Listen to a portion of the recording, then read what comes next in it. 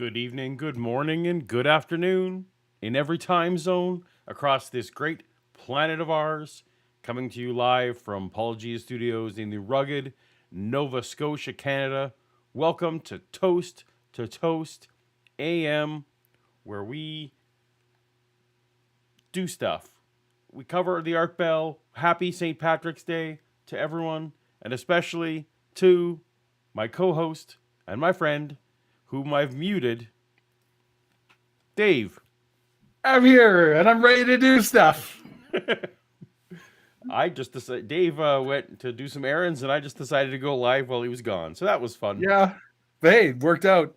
Worked out. If you hadn't said anything, they never would have known how much It's we true. fly by the seat of our pants. Well, we like transparency here at Toast. Yes, we AM. do. We value transparency. Happy St. Patrick's Day to everyone. Happy St. Patrick's Day. Paul, Yes, Dave. you're supposed to be wearing something green.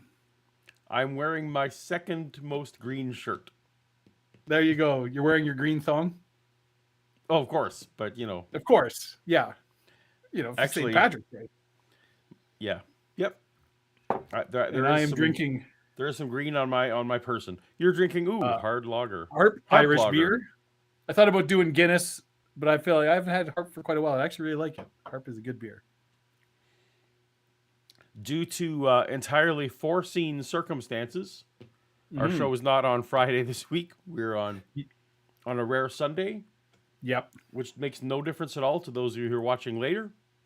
But That for is those true. who are used to watching something else on YouTube on Sunday night, sorry we had to bump what's Yep. normally on YouTube tonight for our show. It is a shame for them that But whatever else was on, and no one's going to watch now because exactly. But welcome if you are new to the show. This is a program where we we chat with the audience and we review old episodes of Coast to Coast AM and other Art Bell ancillary shows during the period with which Art Bell was the host. yes, And we often like to do theme nights when there's something going on, kind of like St. Patrick's Day. kinda. And we looked. There were no Leprechaun episodes. Strangely enough, I was shocked. exactly flabbergasted. Where are the? Where are the leprechauns? That's right. Yeah, Well, I guarantee there were probably some individual calls over the years. probably. Yeah, There was no line, no show specifically dedicated to Leprechaun. So we did the next best thing, and we found one of his most famous Irish guests. So that's what we'll be having tonight. But before we get to that, before we get too deep into the weeds on the content of the show, yes. we do unfortunately. Well, before we get to that, here, Paul, yes. Oh, what? we're here. You here? This is Toast to Toast. It's St. Patrick's Day, Oh, that's right. so I think we need a toast. I know a good Irish toast Oh, excellent. we should do, and so this is a two-parter. Okay. Okay. So after I do my part, you have to say, and never forget to remember. Okay. Okay. So I say, may we never remember to forget. And may we never forget to remember. And then we Cheers. cheers.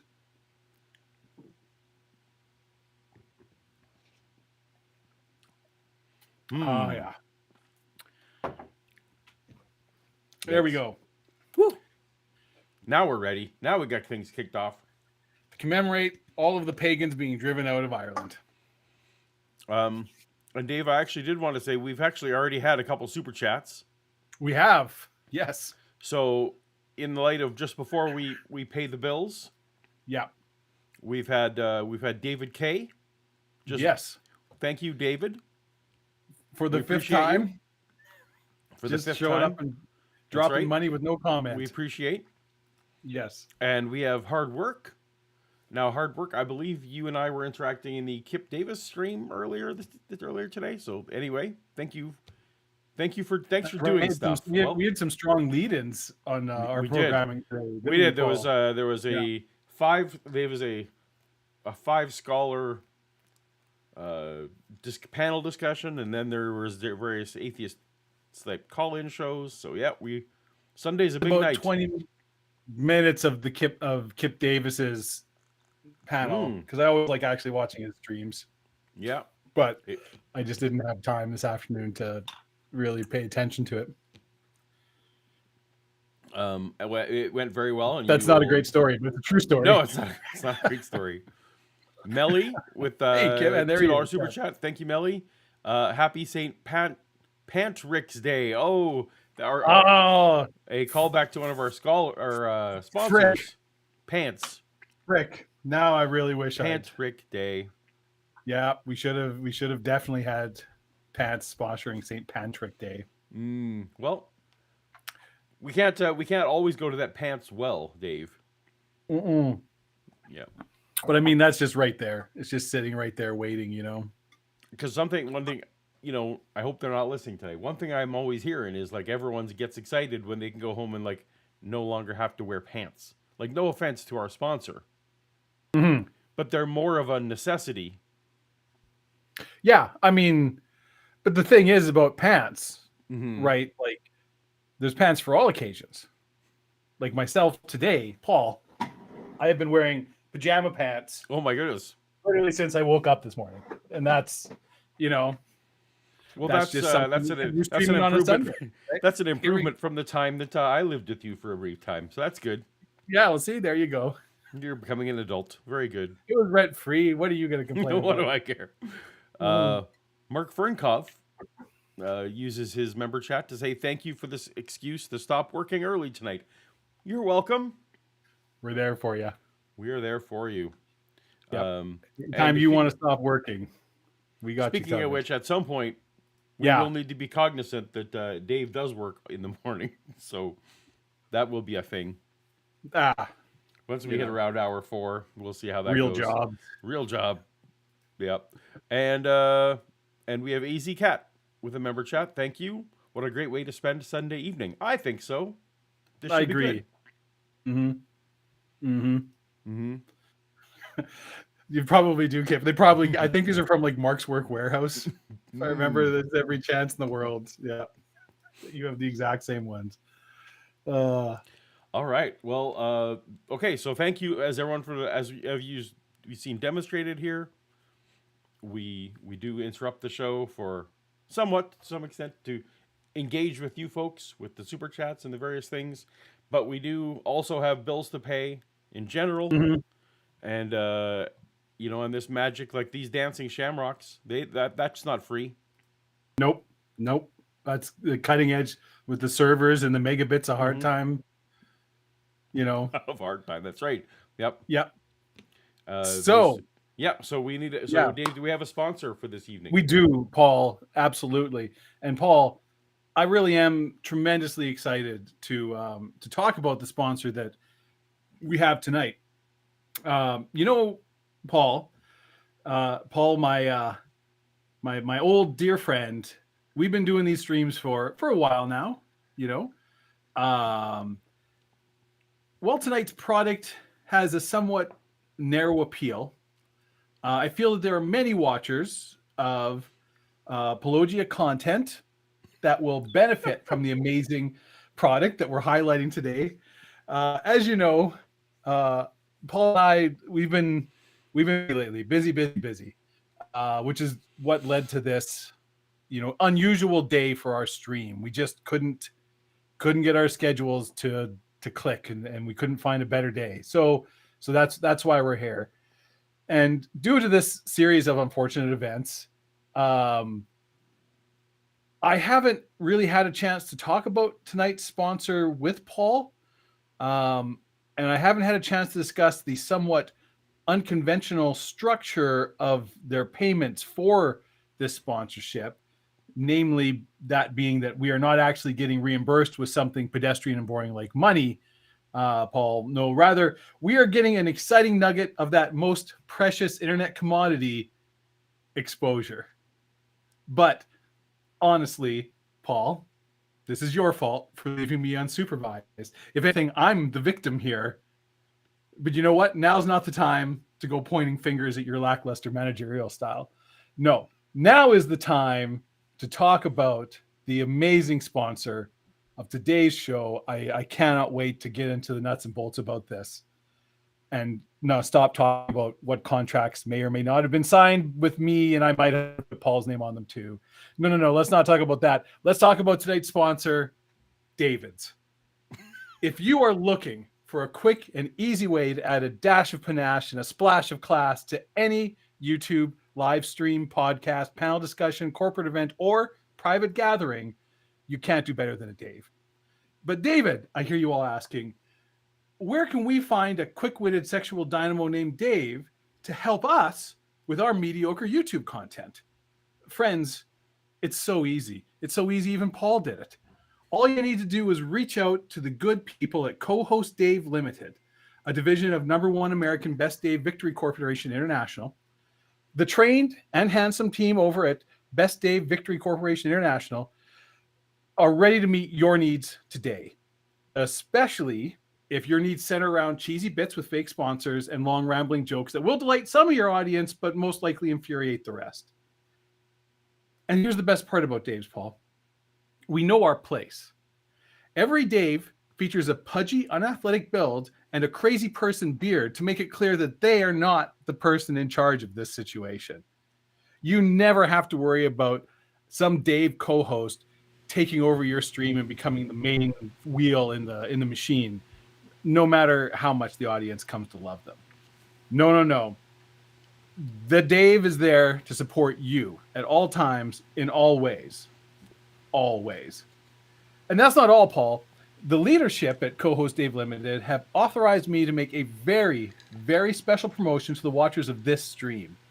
Every watcher of this stream who uses the promo code TOAST, that's TOAST, the number 2, TOST, while ordering a Dave, will receive, at absolutely positively no extra cost, a free sponsorship ad on Toast to Toast.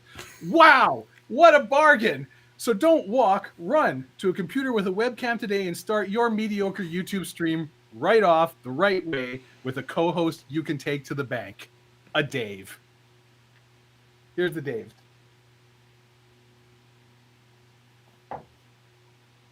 Yep. Thanks, Dave. Happy Patrick's Day, Paul. I think it's going to be great. Big things. Big things in the future. One of my favorite things is when people create future obligations for me. I love that. Mm-hmm. Yeah. I love that a lot. Without your input or consent? Mm-hmm. Yeah.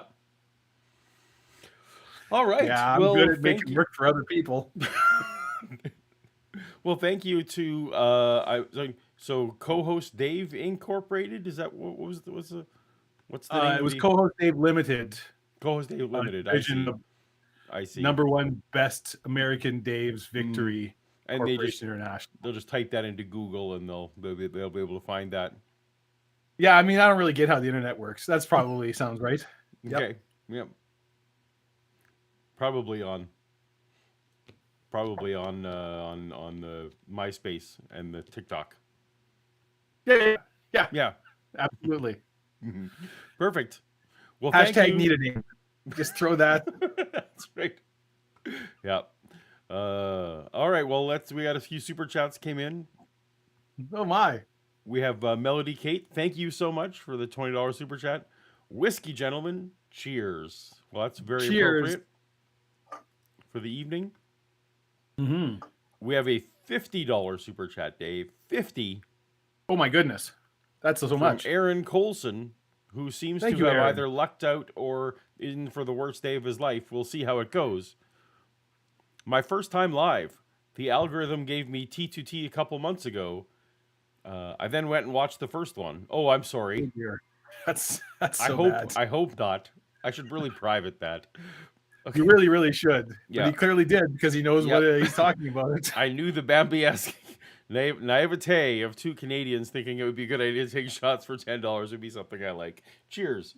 Well, when lessons were learned, Aaron, that's worth a cheers. We've now changed our policy here at Toast to Toast to responsible drinking, or more responsible, anyways. more responsible, I think, is the way it goes.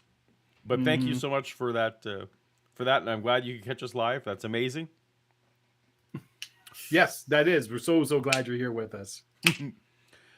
J. Victor writes, if you already have Hal on your team, Dave may not be suitable for you. Oh, well. Although, That's one thing I have heard that the Hal and the Dave combo, they do tend to take over. well, there's a rivalry going all the way back to 2001, and it's kind of ugly. Yep. Yeah. Yep. I did used to have just a shit ton of HAL 9000 quotes as like various off the system top of your sounds. head? It's on my, yeah. No, it'd be like so my computer boots like a up. and soundboard? It's like, you know, yeah. Nice. Hello, Dave. You know, something is gone. Yeah. Anyways, I I thought it was funny. I need to watch that again. It's been a while. You can, Spooky Bed Air. You can. Yeah. They have an exchange. They have some kind of a trade up exchange program. Yeah, absolutely. Yeah, assuming that you have, you know, kept your Paul Assurance program up to date, paid your yearly licensing fees. Oh, so you need some kind of like host care. Yeah. Gotcha. Absolutely. Yeah. Otherwise, it's full price. Otherwise, it is full price. I'm sorry. Yeah. So we're not doing trivia tonight. Mm-mm. What we are doing this evening is Art Bell Bingo. Art Bell Bingo. So if you haven't already, you should go to the description of this video. I'm sorry. And you can see a link to you can get your own card for the Art Bell Bingo. Dave will be able to or monitor. At least 28 of you can. Some of you can. That's right. So get in early. And we will play. So I've already had a drink, so I'm going to check mine off. As have I. Yes. Where's mine? There's mine. And you may notice that today's cards are a little bit more skewed to not supernatural, to religious themes. To religious themes, yes. And that is because we are covering an episode with Father Malachi Martin. Now, we have already done one episode with Father Malachi Martin.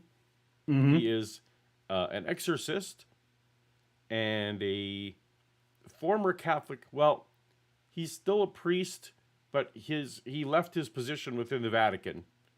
Yeah. And if you will let him, he will go on and exactly about how the subtleties of how he's still affiliated, but is also emancipated so that he can earn money from his books. Which all seems rather suspicious to me. But who am I? I don't know. I don't know the inner workings of how all this goes. Anyway, he has been on the show, Art Bell's show, many times. But Dave found one where I believe this is the third time he was on the show from 1997. This is the third time he's on the show. In July. Yeah. July 1997. And after the first hour, where Father Malachi Martin sort of goes on and talks about the same kind of things he talked about the first two times he was on, they open up the phone lines, and we will probably let Art explain this himself, but Art decides to open up the phone lines to atheists. Now, I was not an atheist in 1997. 97 is before the kind of the new atheist phase of things started happening, is my understanding. The sort of Sam Harris, Richard Dawkins, that era of public atheism was sort of a 2000s thing. So in 97, that would have been when there was no sort of public conversation playbook, shall we say, for an atheist, at least as far as I'm aware. So I'm trepidatious, Dave, about how these atheist callers may be representing themselves. Yeah, I'm nervous. Yeah, that the public face of how to have these kind of polite conversations may not be. So we'll see. I don't know. Maybe it all goes well. It's, maybe JC will call in. Maybe. Because I suspect he takes issue with some of. Oh, probably. That's right. Yep. Yep.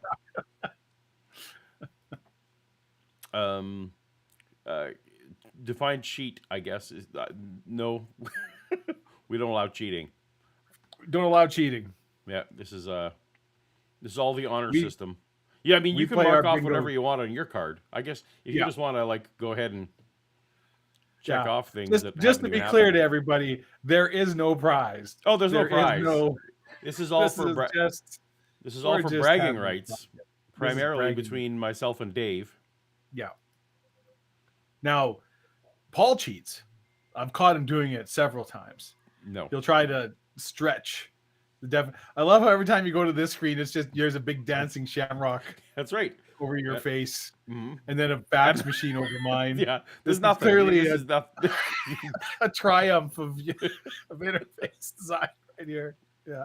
This is what happens when you get a code monkey to do graphic This is design. yeah. Oh, This is how it used to look on MySpace. yes.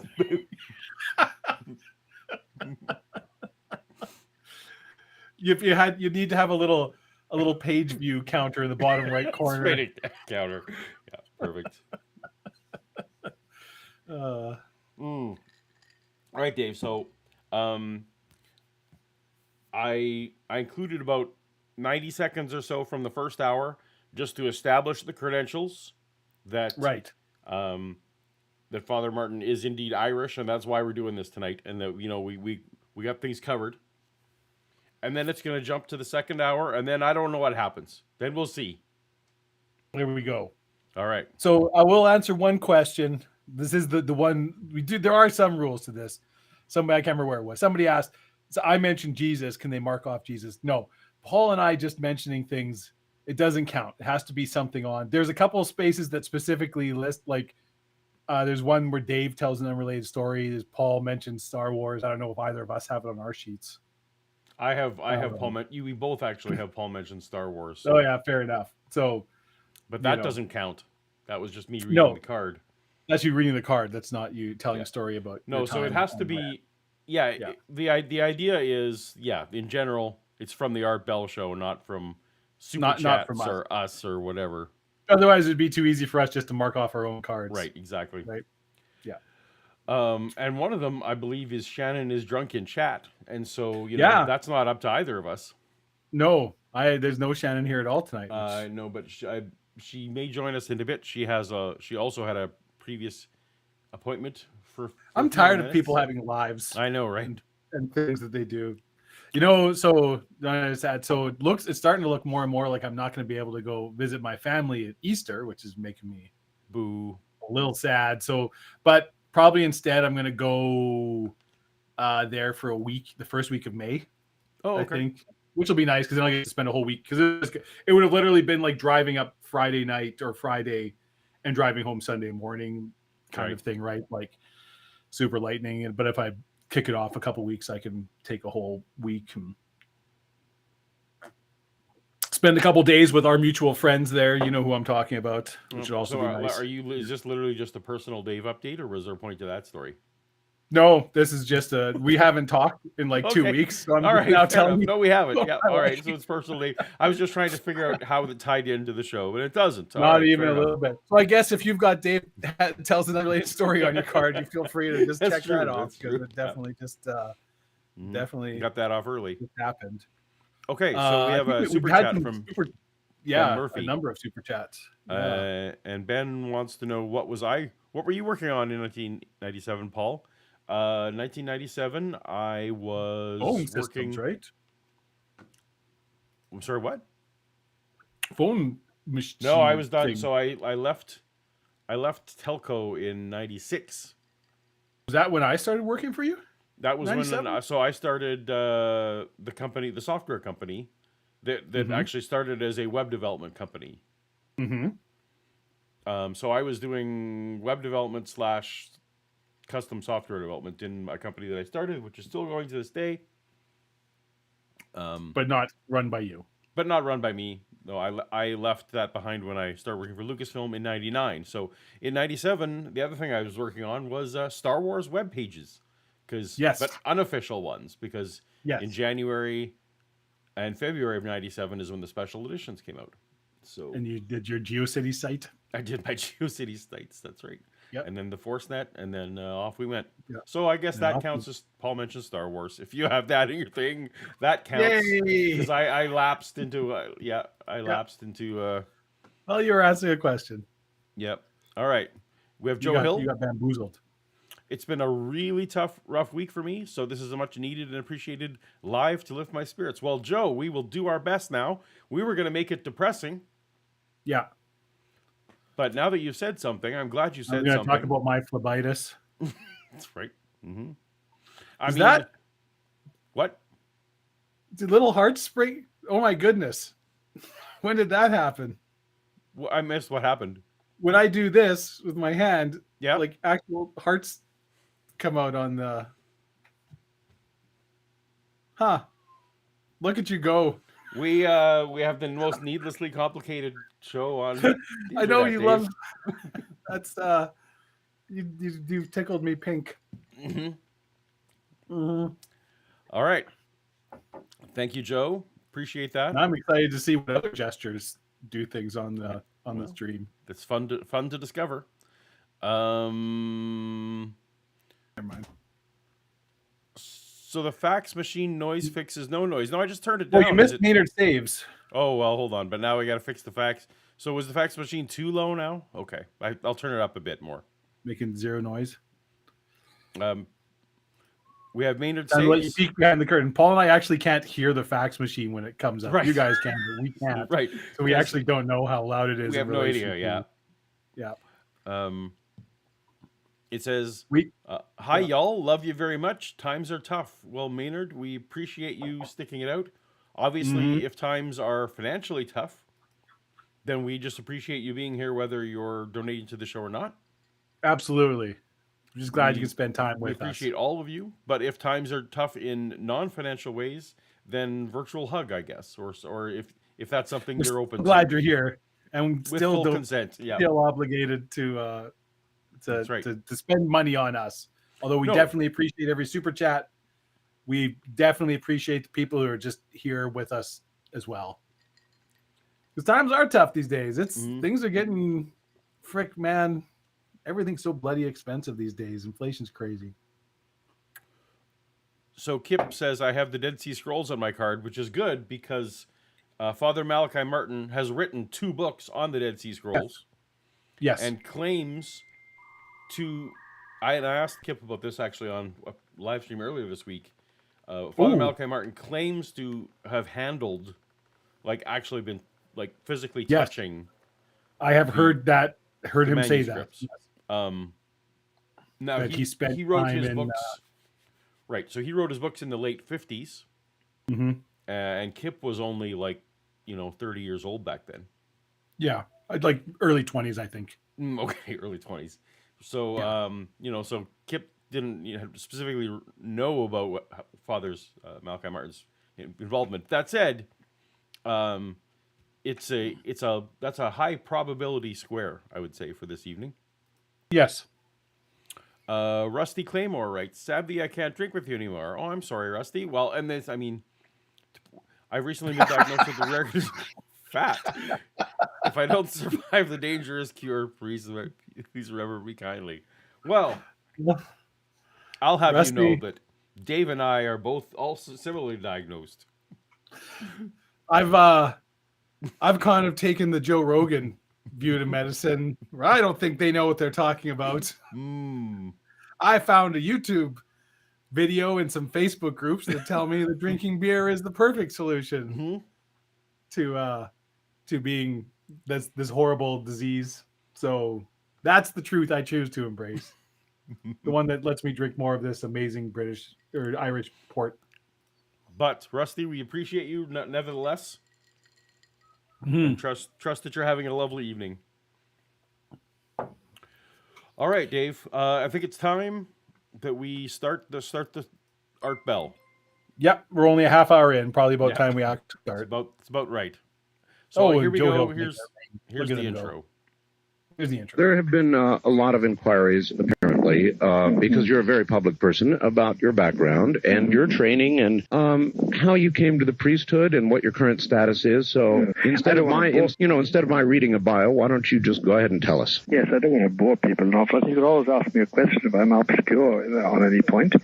I was born in Ireland, of course, in Kerry, in Ireland, but way back in 1921, and I joined the Jesuits, the Jesuit order.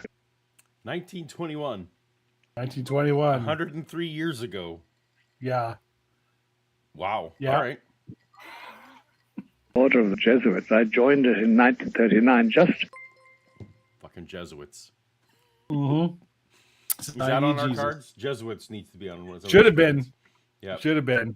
as war was being declared. In fact, I did it 3 days after we heard Prime Minister Chamberlain of England declare war on Germany. Germany had attacked Poland, and I remained in Ireland for the duration of the war because we couldn't get out. It was dangerous to travel, and during that time I got a university degree in Semitic languages. Here again is art. So that's where I decided just to cut it, because his intro went on. He starts his intro with, "I don't want to bore people." And then I just kept jumping ahead. It was literally 13 minutes in, and then he wrapped up his intro. I listened to the whole. So here's the thing: like in some ways, it is genuinely fascinating. This guy has led a pretty interesting life. He was all over the world doing all kinds of crazy ass stuff. You know, like pre-World War II and then after. But yes, he does just go on and on and on. Speaking of Jesuits, have you been watching Shogun, Paul? Have we talked about? We haven't talked about Shogun. I don't I've think seen at the all, first two. Yeah. Damn, is that a good show? That's one of my favorite books of all time. Okay. And but it's really well done. It's the very first good. two are amazing. So you will be happy. Well, I've watched the first four, which is what's currently out. Yeah. And I mean, if you like the first two, you're gonna like 3 and 4 because it's just. Although I will say I'm not sold on the lead.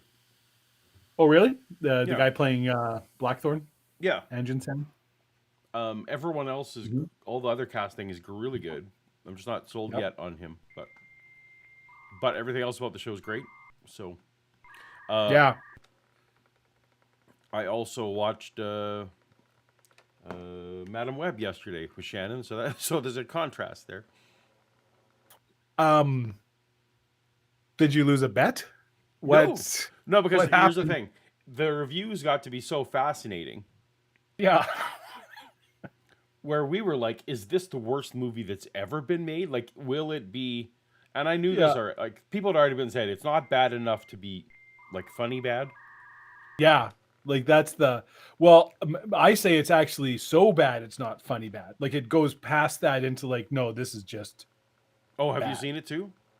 I haven't seen the whole thing. I've watched gotcha. parts of it. Yeah. No, that's the problem. It's not in that sweet spot of funny bad. No. Like where you can just, I'm gonna, smoke a joint and this will be great.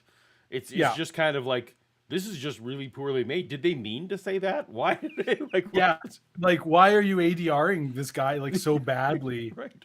None of the story makes sense. Clearly half the cast are just like they don't care. Like they know this sucks. Yeah. And they're just it's bad. Like it's true when people are like, hey, remember when we thought Morbius was bad?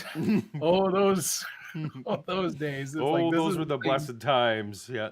Yeah. All right. We have some super chats to catch up on. Mm-hmm. Timothy Harmon, for mentioning Joe Rogan, Dave should send me $5. Well, that's, maybe should be a thing. No. No. But thank you for the $2. All right. You should just get your own Dave, and he'll send you $5. That's sponsor. true. Mm-hmm. Absolutely. Plus, get you a free ad on Toast to Toast. Arthritic Thumb for $5. Finally caught a live show from the start. Hell yeah. Most people have a problem of sticking around to the end. That's the problem. The start's the easy part. This is nothing. We're still mostly sober and making sense. This is fine. Phil Usteen. Yeah. Thank you for the $50 super chat. That's crazy, Phil. was on the Diablo Critic stream. That's the Kip stream that was on earlier. Ah, yes. And thought I'd spread some love. Well, thank you, Philistine. Thanks for all you do on this channel. Plus, an old high school friend worked on the Star Wars prequel, so I love those stories. Peace and good fortune to all. I probably, well, if there's a chance, I somewhat know your high school friend. Maybe. I mean, Maybe. there was like 1,000 people work on the film, so who knows? But Yeah, I mean, he might have been Key Grip or something, right? Like, I didn't get to know all the grips. yeah. No. Did you know the Key Grip? No. You elitist bastard. The crew are people too, Paul. Yeah, but I knew all the people who were serving the food. Mm-hmm. That is a good. The know the commissary people who know the food. Get on a first name basis with any administrative staff at university if you're doing a postdoc. That's you'll do well in any organization. Just get on good terms with whatever administrative staff there are, and a lot of your problems will disappear. Joe Hill for $10, obligatory coffee table contribution, super chat. Thank you, Paul. Give Shannon her coffee table, you anti-furniture person. You. Yeah. Well, we're $10 closer to that happening, I guess. Mm-hmm. Mm-hmm. And is that's all? That's all. Then did I Oh, miss any? Brain Cramp has a $5 super chat. Oh, Brain Cramp. There it is. I think Pendleton Frame should do a segment on Madam Web. Maybe. I mean, although I feel like everything that can be said, the reviewers were tripping over themselves to try to come up with ways to describe this film. There's kind of a piling on at some point that. Paul mentioned Star Wars already, Matthew K. But yes, that does count as Paul mentioning Star Wars. Yeah, it does. And I let my guard down. That honestly was one of the issue isn't the right word, because we never did panel to frame or fractal as it was before, thinking that it would, like, we never cared really, like we weren't doing it to try and unseat Collider or anything like that. But the thing, if you're doing pop culture things like that, like by the time you and I would do anything, it's like 100 channels have already said everything there is to say about this topic. Like, we have nothing new to add to this conversation. So we have no fresh insights. Twice we tried. So was it not Fall Guys, it was Good Guys. It's not The Good Guy. What's the name of that movie? Is it The Good Guys? It's funny because it's a movie that you and I talk about how good it is and how much. Was it Ryan Gosling and it's Ryan Gosling and Gladiator Boy. dude. You know, the less famous one. We're so, and this is where. Anyway, it doesn't matter. But a couple times we tried to like be very timely, and I remember we like saw the movie, the earliest showing. Did The Nice Guys. It was The Nice Guys. Nice Guys, which is a great film.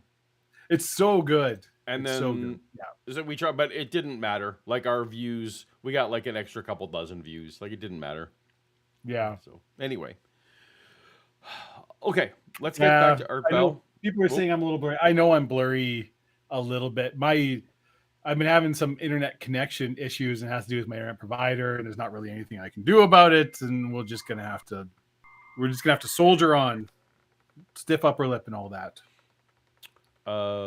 Ben Murphy for $2. Did you come to Australia during the prequels? Yes, I did. Fox Studios Australia in Sydney, where we ate a lot of pumpkin for some reason.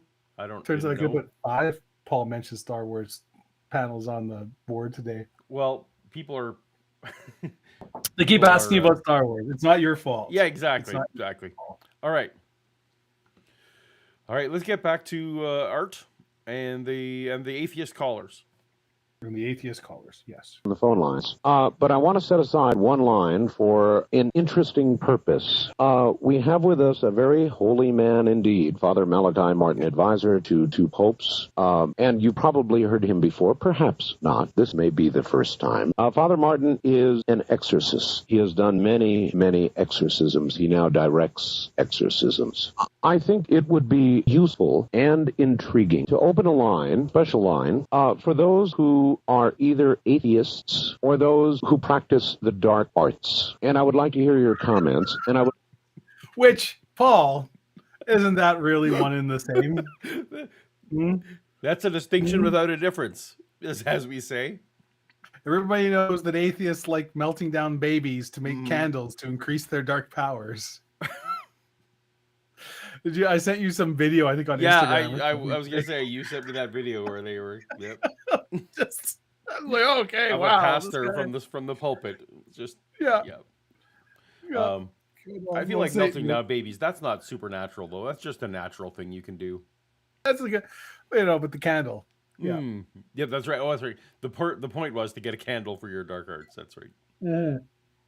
Like here an interaction. Yes, this invites controversy, but that's what we do here. And it really is a classic, see, how can I put this? I guess I want to show a classic delineation between good and evil. We have good, and I know there's plenty of evil out there. So I'm actually... So the atheists are evil? He wants to demonstrate a juxtapose, as it were. Good and evil. He feels like the Catholic priest. This is how times have changed, Dave. We got the call-in show. Yeah, the Catholic priest is the good one back in 97. And 97, the atheist callers are the atheist callers. Those are the evil ones. I mean, I feel like it depends who's running the line today. I feel like Tucker Carlson would certainly. But I've been noticing in popular media, Shogun, in particular, the first couple episodes, as we were speaking of, that studios are becoming more and more comfortable with making religion and religious people the bad guy. Right. Which is very much a theme in this novel, Shogun. Yes. And I don't know if that is a change in my perspective and that I'm noticing, like I'm getting confirmation bias, or if one did a study of media over the last 50 years. I'm trying to think, because I certainly can remember movies from the 70s and 80s where that's the case. Especially when you get into like colonial, like some of the various things that the Catholic Church and Protestant churches got up to, in the 14 to 1800s in various countries all over around the world.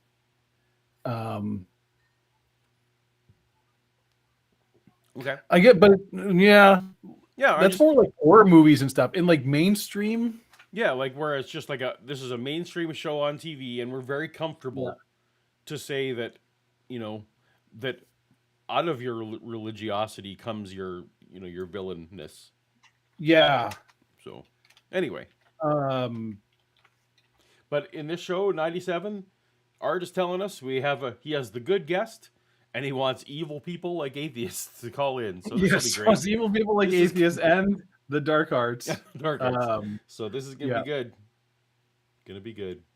Inviting on one line. I would ask the audience cooperation. Otherwise, you can call any of the other numbers, but I am going to hold one line open for those of you who claim to be atheists or practice the dark arts. I can safely say that I get many, many calls and faxes from atheists. I would be interested in hearing from you. Many calls from those who practice the dark arts, magic, whatever you want to call it. So again, I request the cooperation of the audience in not calling that number unless you are one of the above. It should be intriguing.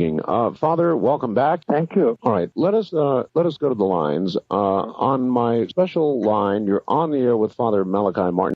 Good morning. Good morning, and thank you for morning. the call. Oh, you're going to have to speak up. I can barely hear you. Where are you? Barely hear. Oh, okay. I'm in Seattle, Washington. Yes. And thank you for taking my call. I'm a 48-year-old woman, and I grew up in a couple of orphanages, and I had Christianity thrown at me my entire life. And there's one question that no minister or priest has ever been able to answer for me, and this is why I feel that I am an atheist. And that is, that I have a daughter that felt I love her unconditionally, and I assume that my ability to love her unconditionally is minute to what would be God of the universe, the creator, if there is one. And with my daughter, I would never say to her, if you don't love me, I'm going to send you to hell. And that's what I understand that Christianity is all about, and that the God of Christianity is about. That if we don't love him and obey him, then we're going to be sent to this horrible, horrible place and suffer eternity in the hells and the belly of fire. And that's when I don't understand that, Father Malachi. I don't understand. Not bad. Not bad for the first atheist caller. Yep. She's not coming in too hot. Nope. I'm a little sad that she felt the need to mention that, that she had a rough go of life, and that's why she's an atheist. That's kind of a stereotype that the Christians have, is like that. Oh, well, you're an atheist because you had a bad childhood, or that your dad didn't love you correctly, or things like that. So that's too bad. Mm-hmm. But this is a fair question, do you not think? Yes, absolutely. Right. How can a loving God, send people to hell? Is kind of a classic, not quite problem of evil, but it's in the family of problem of evil. Yeah, I mean, it's one of the. It's a thing, like, it has been debated for literally thousands of years. Right. Yeah. Right? But with to no satisfactory conclusion, right? Like, it's a core. This is a. Would you call it a disconnect, or just like this is a thing that is one of the core tenets of Christianity that you either have to make peace with or not. I don't know how to better say. It's like, right. And I've known Christians. And when I was this, yeah. And when atheists makes this, we're making an internal critique, as it were. We're not saying we believe in hell. We're not saying we believe in God. We're just more like observing as an outsider that your story has a bit of a weird, strange characterization or plot hole, as it were. It seems like this all-loving character sure seems mean. Yes. So yes, we do have a super chat from Jay Victor. The Handmaid's Tale is pretty much religious people are the bad guys distilled to its purest essence. True enough. I stopped watching after like 3 seasons. I need to catch up. I never have watched any of the Handmaid's Tale. I read the book. We had to in school, which I think is weird. Yeah, I read it in school, and then I read it again in university, where I appreciated it. I think it's because she's Canadian, the author, and yes, and we have so Margaret few Atwood. Canadian authors that are like, as famous, I guess. Yeah. All right.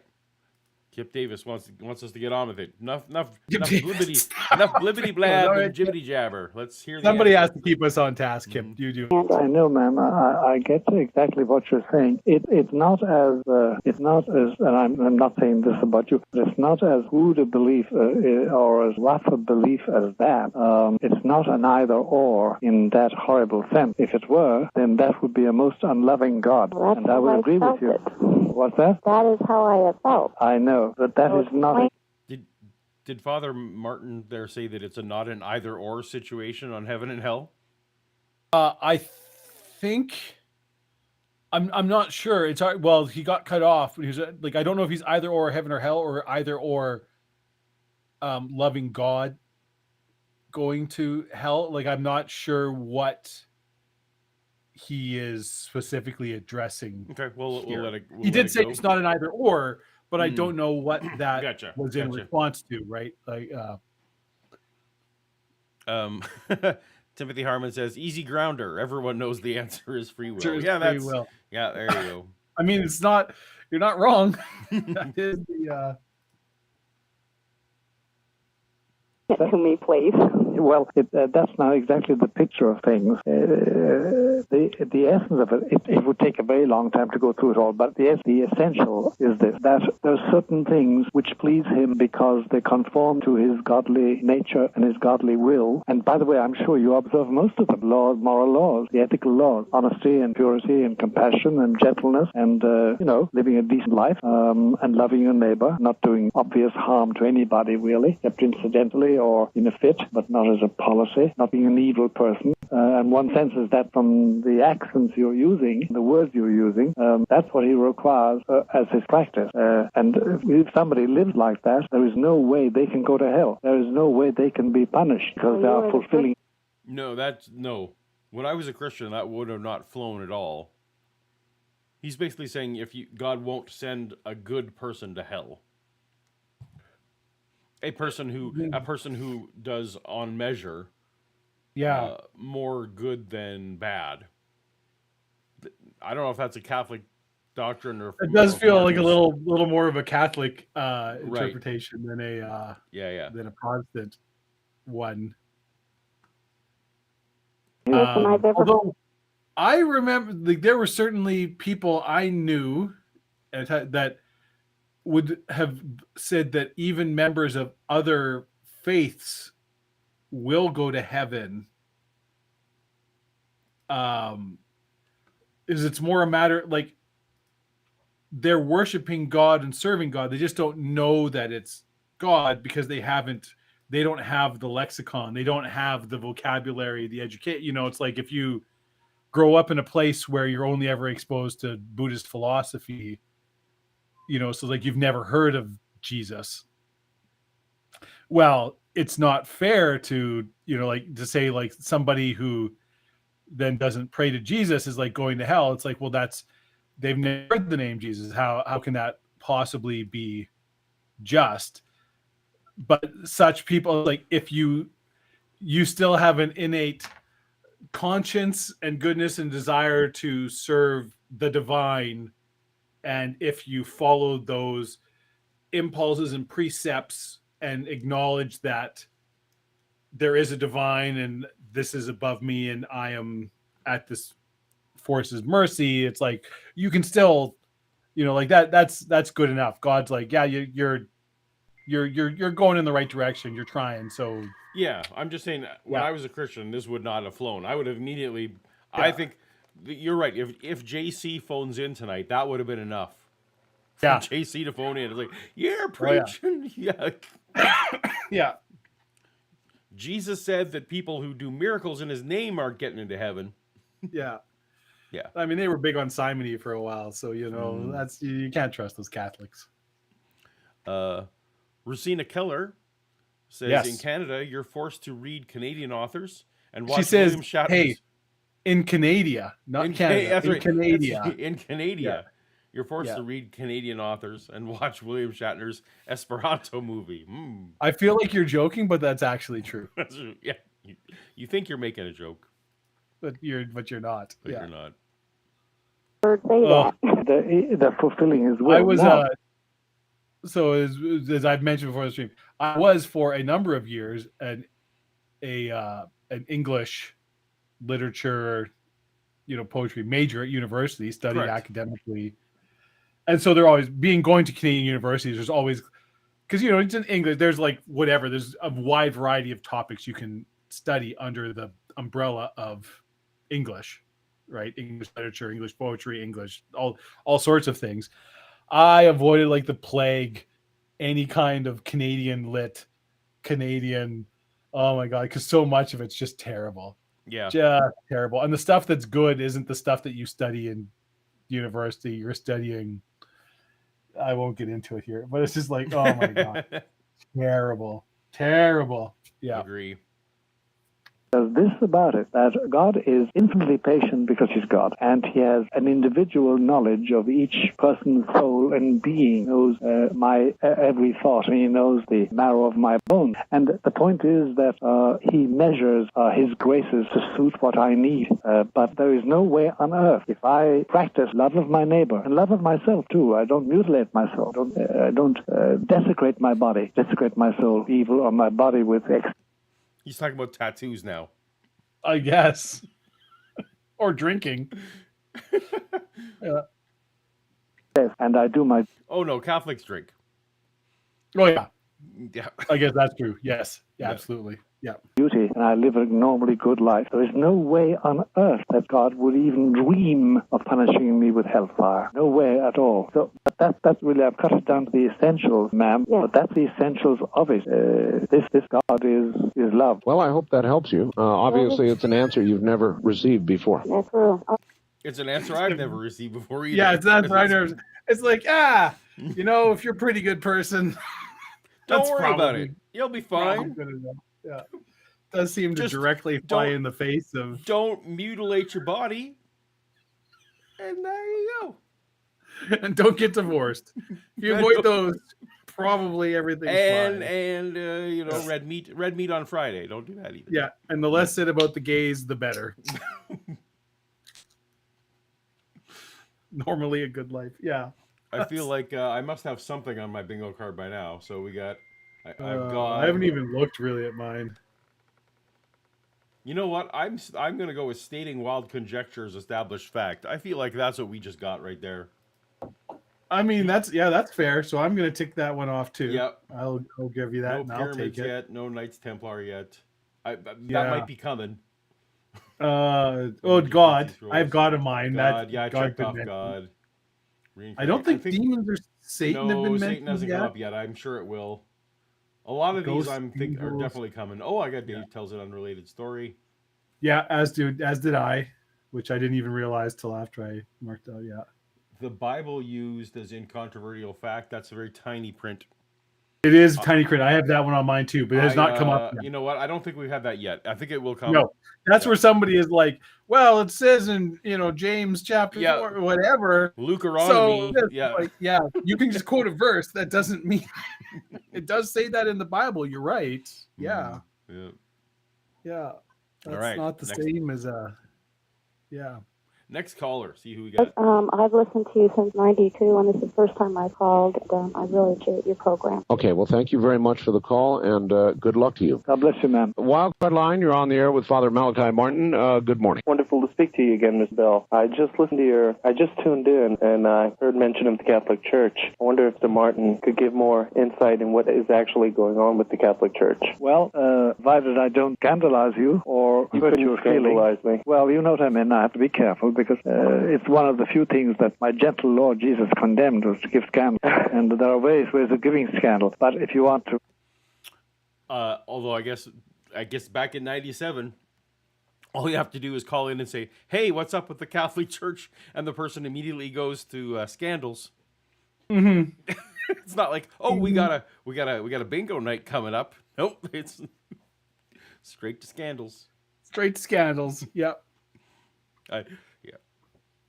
We want me to be very frank. Here's what's happening as far as I'm concerned. There is a worldwide apostasy going on amongst Catholics, and it is on the highest level and the lowest level. Mr. Bell, do you know who I am?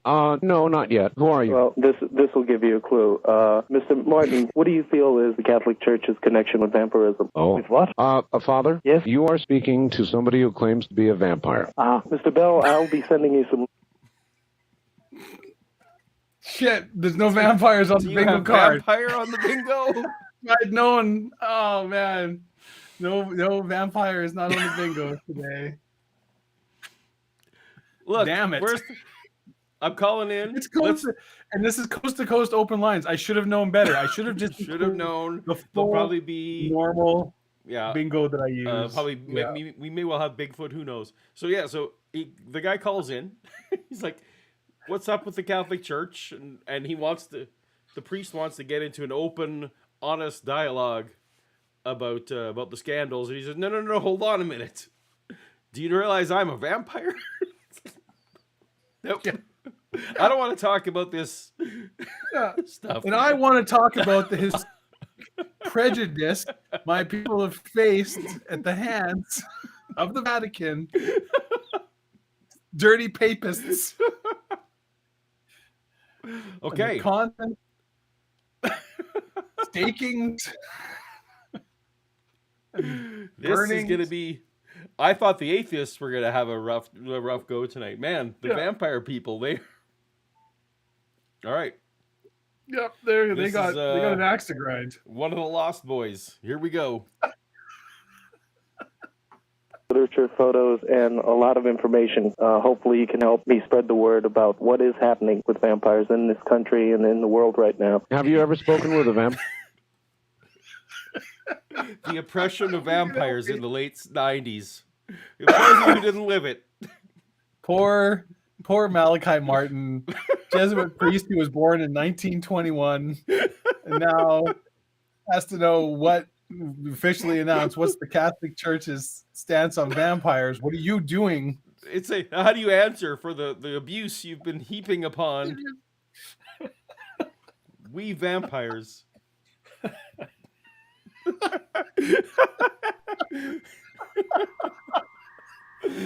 Oh, all right. So, Yeah. Aaron, hold on. I've lost my. You know cursor. what, Aaron? I No, think so. I don't think so. I want to see. What? I want to hear what the caller. He hasn't given his name yet, has he? The caller, vampire No. caller. I want to hear what he claims vampires can do before. Well, I mean, now I think he's just throwing it back to Malachi now to answer for the centuries of oppression his vampire brethren have faced at the hands of Rome. Yeah, where's our pride parade for vampires? We don't get one. I mean, we have to hold it at night, so maybe they are having one. For all I know, maybe there is.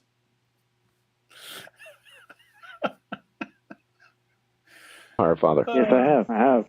There was a school of vampirology, that's what it's called, in Long Island. I knew the members of it in the 70s. I've lost track of all of them. That school's been shut down. It has moved. Really? Yes, it's now somewhere in the Midwest. Well, yes, I know that then there was another settlement or group in Louisville, Kentucky. That's the one. Does nothing phase Father Martin? Apparently, he's just like, well, so I knew these vampires in Long Island, and they're all gone. That's not there anymore. Also, isn't Vampires in Long Island like literally the plot of? Yeah, I was gonna say Laszlo and Nadja. What's that show called? What We Do in the Shadows. What We Do in the Shadows. Yeah, that's literally the plot. Yeah. Okay, that was not the reaction I was expecting. No, there you go. Yep. Oh yeah, I've been to your vampire school. It's kind of nice. Yeah. Okay. Yeah, I know it's in the Midwest now. It's all fine. Yeah, quit ducking the question, Malachi. That's right. What's your It's the exact same school. Yeah, it is. But I only had passing. But do you know, you are aware the Catholic Church is involved in vampirism? No, I'm not aware of that it's officially involved in vampirism. The Catholic Church of today isn't the Catholic Church it was, let's say, 40 years ago. He said the Catholic Church is not the church it was years ago, I think. Oh, that I know. That I fully agree with. But that there's wholesale official vampirism, I did not know. I'm not even contesting that. A lot of the scandal.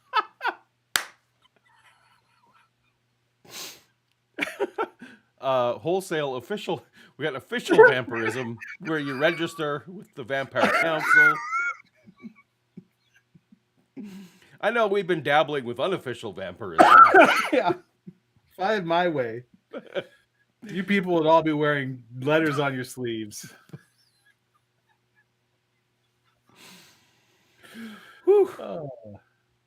that is plaguing the Catholic Church today about children. It isn't a coincidence that this is happening all over the country, and why the church is paying big money to keep it quiet. I know, we're paying an awful lot. We've paid since 1985. I think the Catholic Church in America has had to shell out not quite $1 billion in out-of-court settlement. Wow.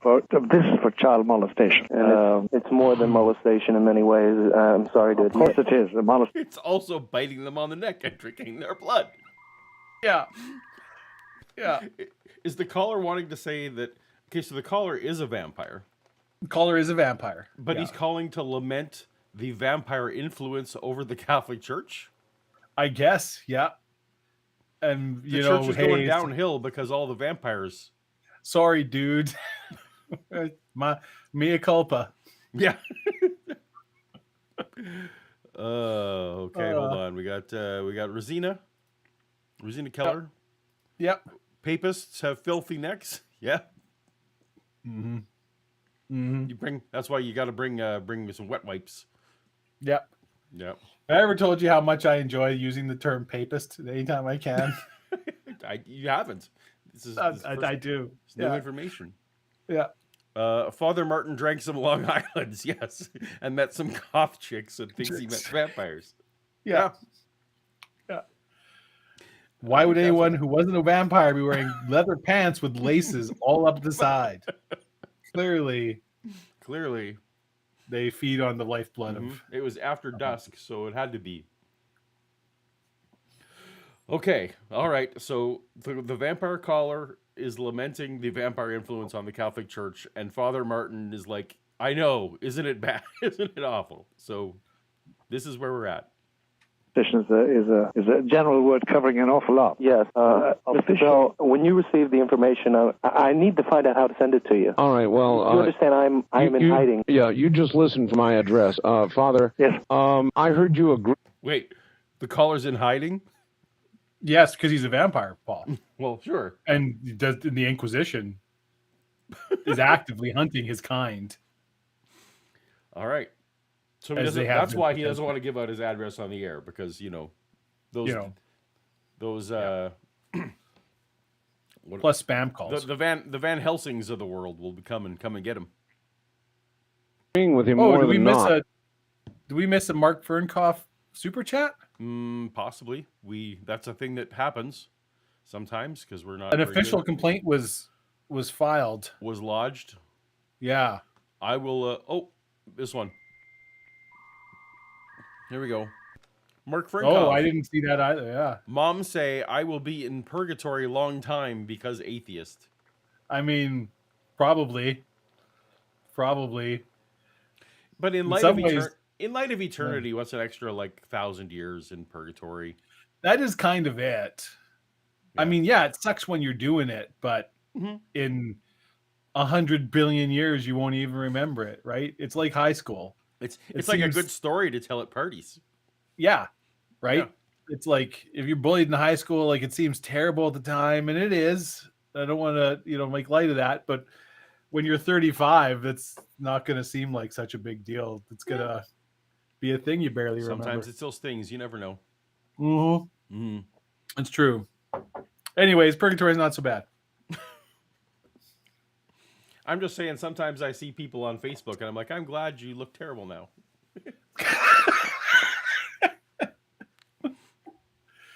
I have no... I was not bullied in high school. Present company excluded, of course.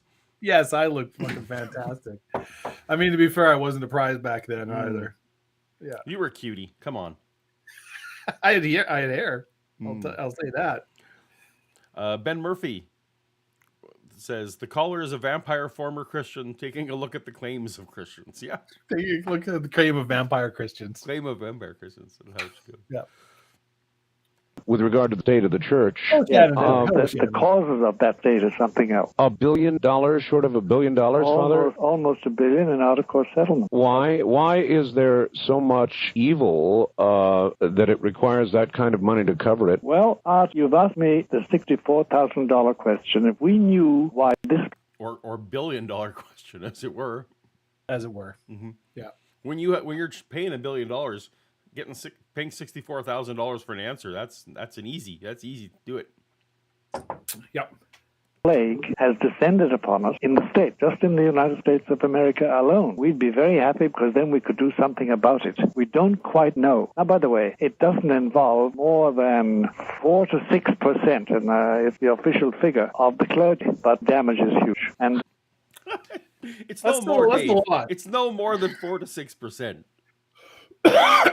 So, if you bought a box of crackers and you knew that, 4 to 6%. Only 4 to 6 out of 100 are going to be poisonous. Yeah, 4 to 6 is still very high. Seems like a lot. Like most places, 4 to 5% of our employees steal from the company in some way, mostly small, occasionally big. Not 4 to 6% of our staff. Right. Diddles children. Yeah, or it's that's horrible, unspeakable. Yeah. Yeah. If you go to a concert, only 4 to 6% of the people are going to shoot you while you're there. It's okay. Well, that's so. No, you only have Well, only 4 to 6% of these concerts will have shootings, right? That's Like, right, yeah, there's every Right. chance you'll go to a concert and not get shot at all. 94%, no shootings. No shootings. Up maybe up to 96. Yeah. You know, in a good year. So why are we talking about these bad apples? What are we even talking about What are here? we talking about here?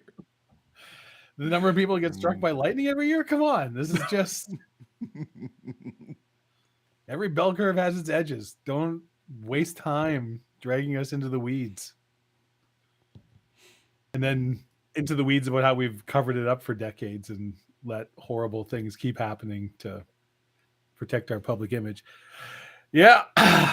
Hey, back to Malachi Martin. Woo! Happy St. Patrick's Day, everybody. Let's back to fun times that we were gonna have. Who was it that needed to pick me up tonight? That was Joe Rogan. Joe Joe- Rogan was feeling it down. Yep.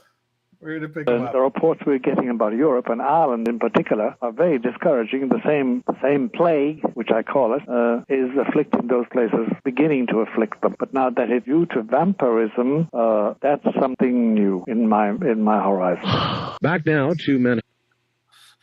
You heard it here It's new in first. a lot of people's horizons. In your defense, If anyone's doing a timeline, the influence of vampirism on the Catholic Church, we can go make that back to the late 90s. New York and Father Malachi Martin. Father, I've intentionally invited something of the dark side, just, I guess, as a sort of a contrast this evening, as something different to do. Yeah. Maybe I should do it. I don't. Question was a game show in the 50s. I'm pretty sure it wasn't 60s. Anyway, sorry. Oh yeah, so if anyone, I wasn't actually asking why they said $64,000 question because I knew that was the famous show. It's just with inflation. Yeah, Yeah. It's not yeah. You need the Who Needs to Be a Millionaire. Yeah. Super chats. So, oh man, You're getting demonetized. Hope you're happy with that. I hope that sponsor pays us well and on time because this As is the end. previously discussed, there is no money exchanging hands. Paul. That's Well, the exposure is going to be limited when this stream is shut down. All right, Aaron Colson for $2. This seems like too little. Anyway, to be fair, 96% aren't going to diddle kids. So yeah. See? So the algorithm's never going to catch that. no. Hey, diddle diddle, the cat's in the fiddle, right? It's just nursery rhyme. That's all we're Just doing do a here. nursery rhyme show. Doing nursery rhyme shit. Timothy Harmon for $2 says, Dave, that's $10 now. I'm not actually sure what that's referring to. I don't know either. Okay. Money, something inflation. Sorry, Timothy. We're All right. And we're Art bad. is now. We're bad at our jobs, Paul. We just interrupted Art again, saying that the atheist callers who are calling in, that's in Yes. contrast with the good of the Catholic Church. The Catholic Church good, atheist callers bad. This we color's go. bad. Dark. No, but No harm done. but you know what? There's a lot of it out there, Father, and a lot of people think these are kooks or crazy people, and they're not. For example, the guy who called and said he's a man. Sorry, What's that? Spooky Bed Hair says he found a channel that does trivia quizzes on Wednesday. Ooh, I do love a good trivia quiz. Can we start a toast to toast trivia team? You don't have to come, Paul, because I know you're going to be busy not having fun. Mm-hmm. That's correct. Me and Shannon and Spooky Bed Hair, we're going to be trivia. Off you go. Floating hearts.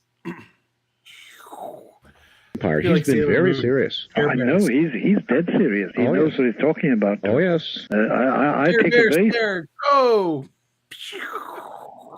Oh, come on. Where is it? God damn it. The one time. The one time! It worked for me. Yeah, it worked for me like 10 seconds ago, too. Oh damn it! I've lost what the call. What were we talking about? No, Is Art Bell happening? The Catholic guys doing Catholic things? Oh no, they were just discussing.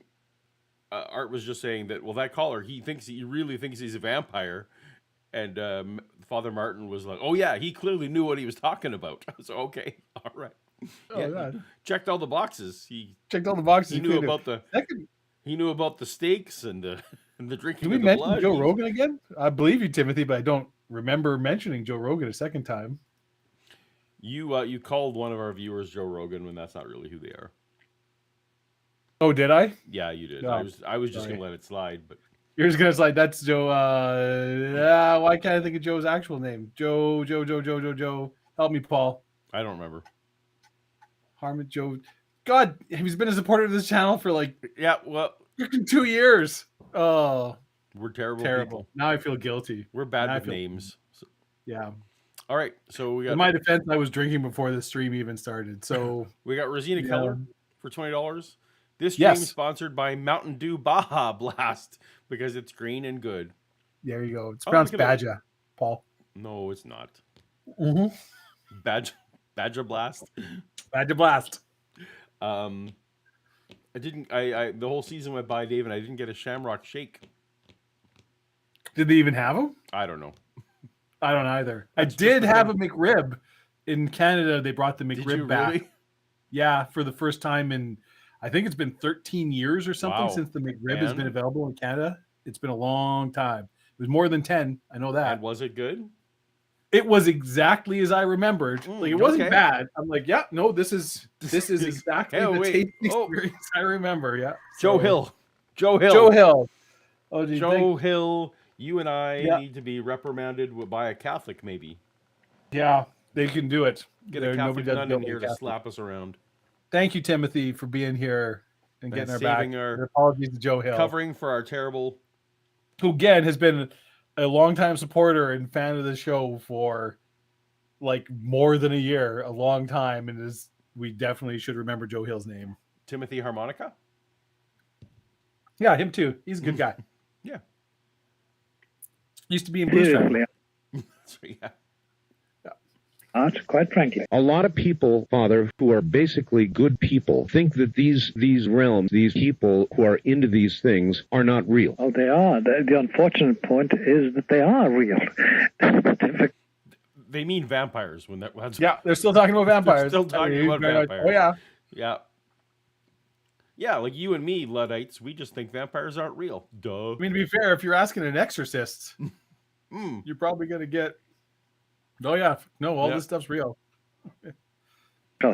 Exactly right. And these are the people that when you're doing your serious work, you're working with, aren't they? That's right. Wildcard line, you're on the air with Father Malachi Martin. Hello. Hi, my name's Nick. I'm in Albuquerque. Hi, Nick. I had a question for Father Malachi. Yes. I've always been really intrigued with this passage in Genesis. It's Genesis 6:4, where they make reference to the Nephilim. Yes. And in the Bible, it says that they.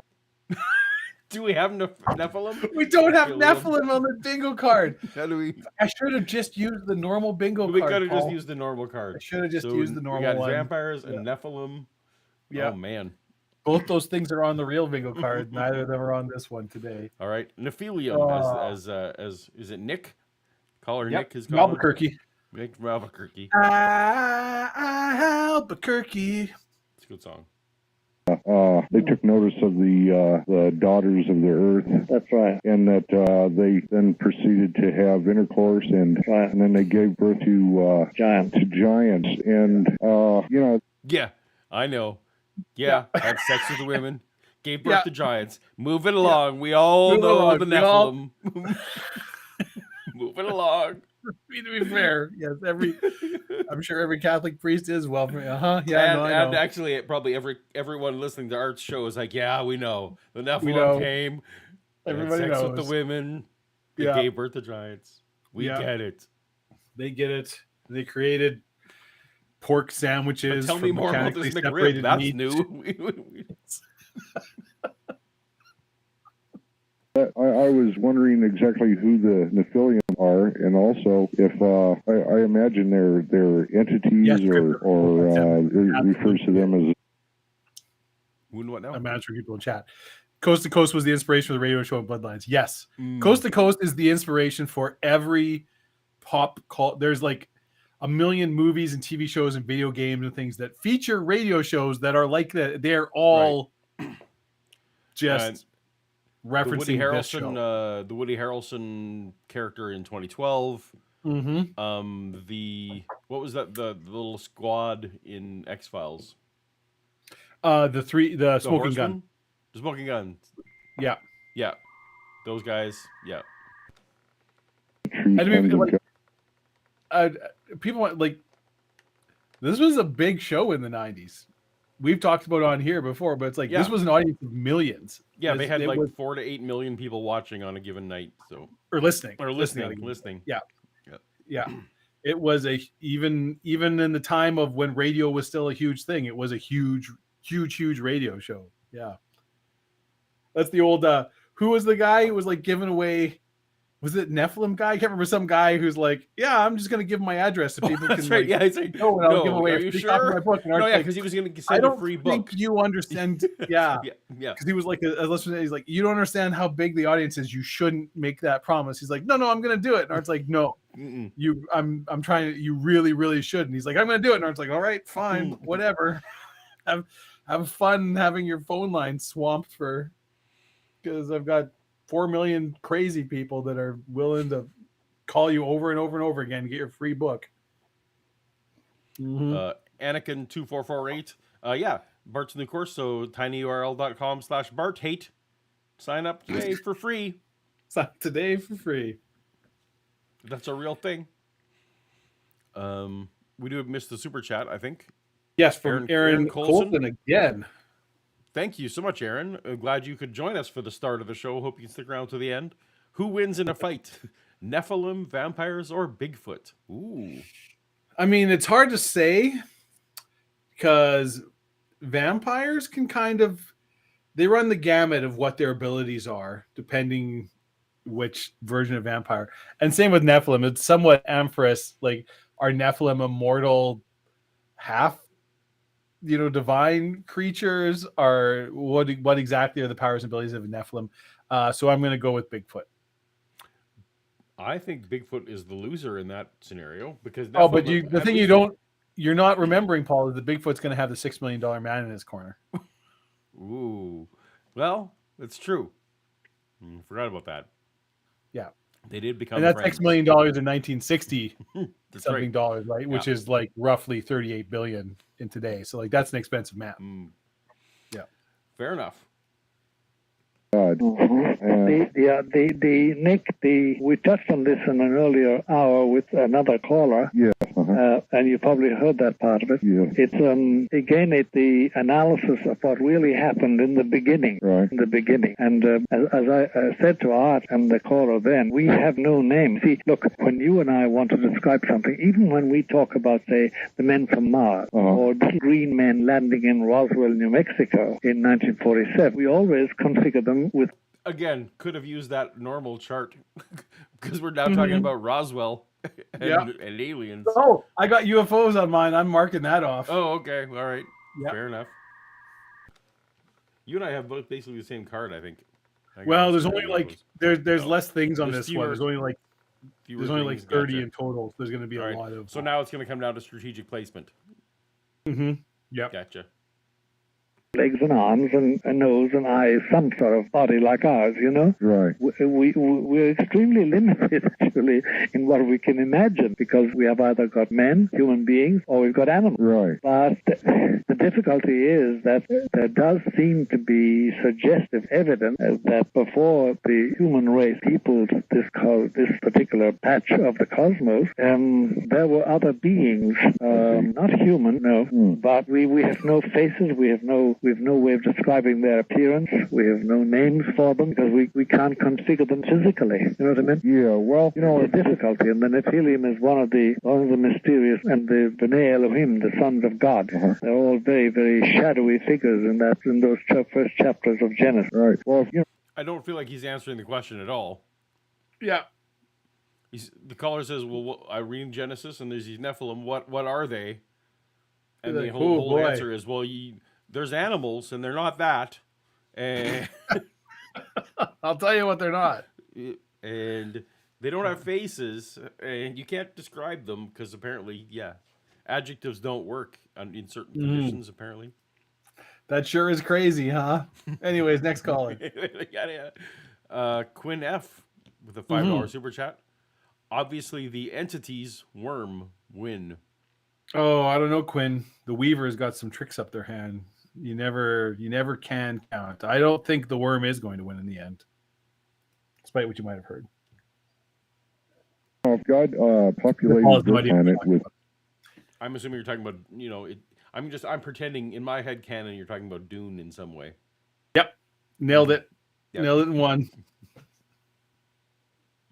With human, is there the possibility that Satan or Lucifer populated other planets with their concept, and could they possibly be the aliens we're encountering at this time? Yes, the any information. So if you got Satan on your card, I feel like that's a solid Satan. Ooh, I don't.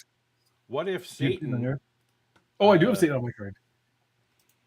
So what if Satan is populating other planets like Mars with his babies? Yeah. Yeah. What if? What Father? What you gonna do about that? Well, the start of his answer was yes. So I'm curious to see where we go from here. This is possible. Yeah. Melody, Kate, are Nephilim angels? Possibly. I mean, do we want to get into the real? Yeah, because they're sons of men, right? Or sons of they're sons of God. Sons of God. They're half angel or demon, half human, right? Well, that's you're right. That's the Nephilim. Yeah, so the angels sons lay of God, with human, right? human women. Angels, right? They're hybrids. Because somehow genetics works. I mean, you don't know what angels have for DNA. The angels also have 23 chromosomes, and you don't know they don't. It just lines I'm right not going to stand here and let you besmirch the DNA. Spout off like you know what angel DNA looks like. You don't have a clue. Yep.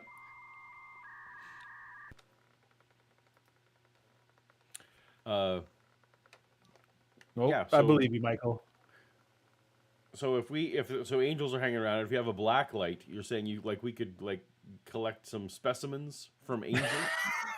I mean, and test that in a lab. I don't know if the black light's necessary. Needed. You just need some willing volunteers and some appropriate literature. See, all right. Because there's no used condoms from behind the rock. Yeah, well, not back in those days there weren't. No. In fact, if they had them, that would have solved it. It wouldn't have been any. Yeah, then we wouldn't have all these Nephilim creating pyramids and Greek temples and Great Walls of China everywhere, as they do. And Stargates. All right, Jay Victor for $5. Yeah. While Nephilim and vampires are renowned for their abilities to seduce women, all Bigfoot does is get shot and then molested by some guy in the woods. True. Okay, well, I mean, the molestation was implied. But yeah, they definitely get shot. Well, but also he was checking the junk. Yeah. He was checking it out. We don't know. That is true. That is true. Yeah. There was an inordinate amount of detail. There was a lot of detail, shall we say. Luckily, hopefully soon, there will be Bigfoot reserves where these majestic skunk apes can... And then our fine sponsors of pants could maybe market to them. Possibly, because they need them. They need them. It's one of the things like, for every pair of pants you buy from pants.com, a free pair of pants is sent to a Bigfoot. That's right. It's a one. Outreach kind of a charity thing. Yeah. Exactly. Yeah. So not only are there incredible savings because they cut out the middleman and you're buying direct from the manufacturer, they are also, you're really helping the planet. Because Paul, we're all connected. Rosina Keller, again, thank you so much for your fun tonight, Rosina. When the sons of God meet the daughters of man, a Nephilim is produced. That is that's sort of the birds and the bees of how it works. Yeah. And you've used the correct spelling of meat there in this particular instance. Absolutely. So this is look, when a son of God and a daughter of man love each other very much. Yep. Sometimes some kind of faceless giant thing is born. We have, which is very sparse anyway. Any evidence we have, Nick, about this restricts living beings to... I said, go for it, Michael. What does Michael want to do? Michael has bingo on card 24. Oh, he doesn't. He's a notorious cheater. All right. I'll look here. Okay, card 24. This galaxy and this particular planet in this galaxy. I see. So the Nephilim. That, but that doesn't mean that that's complete. Oh yeah, he totally does. The straight up and down in the middle. Dave tells an unrelated story. Paul mentions Star Wars, Satan, and God. He got a lucky card. Oh wow, that's a layup. That is a layup. That's you were barely playing at all, Michael. All right. Yeah. Well, it's still the competition between me and Dave is still going strong. Absolutely. All right. Father Martin is explaining to which planets these might be. Yes, and I think is raising Paul, space babies. Yes. That what he really is trying to say in this situation is that the planet, these creatures on these other planets were misinterpreted by ancient societies as like sort of humans with beast heads. He's talking about the ancient gods of Egypt. He's not. Because centaur we're just no, right you don't know. That's not. What? No, that's not. No, it's not a thing. Oh, you're okay. So we're starting this again already. Okay, well, whatever. But you know what? I am going to give you. Yeah. Art has a fax because he was talking about how he had lots of faxes from atheists. He did have a lot of faxes. Yeah, so I'm going to give you that one. We haven't talked about and at all. No. That's got to be coming though. From yeah. And as regards the beings we think we're now UFOs, as we call them, and I'm not saying that derisively, like the green men from Mars or something like that. I'm saying it, but I think that so far the evidence is that it's demonic in origin. I see. Now, there's one element which is certain. It is that the function of the. I don't mean to be derisive, but they're demons. But they're definitely demons. Original angel created like that. They were the first wave of creation. We just got angels. Hey, there we go. The original angels were made that way. There you go. Yep. Oh man, if I get a serve and to govern the cosmos of man, right. But that went awry. So basically, the Nephilim are the fallen angels, the followers of Lucifer. We don't quite know, Nick. I can't say that. I wish I could give you an answer to that. We don't know. All right, let me try and phrase it this way, Father. If Mount Graham were to suddenly detect, we've had demons and angels mentioned in that call. We have, yeah, for sure. Something, some sort of ship, some sort of something headed toward Earth that was unambiguously a craft, not of Earth. Yes. They would assume that automatically then be demonic. Yes, although yes, it's very hard. Yeah, that's a hard question to answer, Art. It really is. I'd be going beyond. All spaceships have demons. That's how that goes. That's the. I mean. The evidence is incontrovertible. Yeah. Scuzzbopper has it right here. Yeah. Yeah. On the evidence, if I said yes or no to that, it's a difficult thing to answer. It's a very difficult thing to answer. I'm not saying it's demons, but demons. I don't know, Art. I must confess to you, I don't know. I wish I did, but I don't. Maybe it's one of those things that it is better not to know. Well, for the moment, yes. The only word we have on it is take care of things on this Earth. Don't worry about what happens on other planets. But just don't that's worry actually about it. that is honestly a pretty fair philosophy. Like, you know what's never going to affect your life? Anything happening on other planets. Don't worry about it. Yeah. Worry about your taxes. Yeah. Worry about your kids' report cards. You got enough problems. You don't need to worry about what's going on in Beetlejuice. Satan's space babies. Yeah, you don't need to worry about Satan's space babies. That's a problem for the space police. And the space Satans. Rubium U. Unfortunately, these are recordings of calls from the 90s. So these were kind of is what it is. It is what it is. I want to. This was 97, I think, 97, right? Yeah. 97. Yeah. When did Event Horizon? It's amazing, isn't it? Let's all reflect on it for a moment. It's amazing how the interest this little machine on the Martian landscape has aroused. Yes. It's amazing. It's only a little machine on 4 wheels, and we're just talking about rocks. Yes. You know? Yes. But Did they talk about? Have they? I don't think they've talked about Jesus yet, have they? Jesus has been mentioned. Oh, okay. All right. Fair enough. Absolutely. Yeah. Yeah. The idea of the whole thing has fascinated people who are listening to the broadcast and seeing that mosaic of pictures. So I don't know what to say about all that. To imagine that at one time Mars was like Waterworld, that there was a planet-wide flood and that it was covered with water. That's a lot to imagine, Father. It is a lot. Where there was water, where there is water, generally there is life. 3.5 billion years ago, and now it's a dried up desert of a planet. Yeah. Yep. Based on the one planet where we have water, we have life. So probably it's true. Very funny. That's actually not a bad supposition at all. But Art, I must sort of show my colors in one sense. We do not know yet. Probably we'll have to wait until eternity to find out. We do not know the extent of the damage done by the revolt against God. We don't know the extent of that damage. Maybe we're looking at evidence. I sometimes suspect we are, but I've no ground proving it. It's quite difficult. All right. You're on the air with Father Malachi Martin. Good morning. Yes, sir. Good morning. You know the man That's who an interesting supposition. Not unlike some of the C.S. Lewis cosmic trilogy and some, the idea that the rebellion against God had a deeper effect on other places than here, and perhaps life was wiped out on other planets. Well, that matches the answers in Genesis line of thinking. They absolutely do think that. Yeah.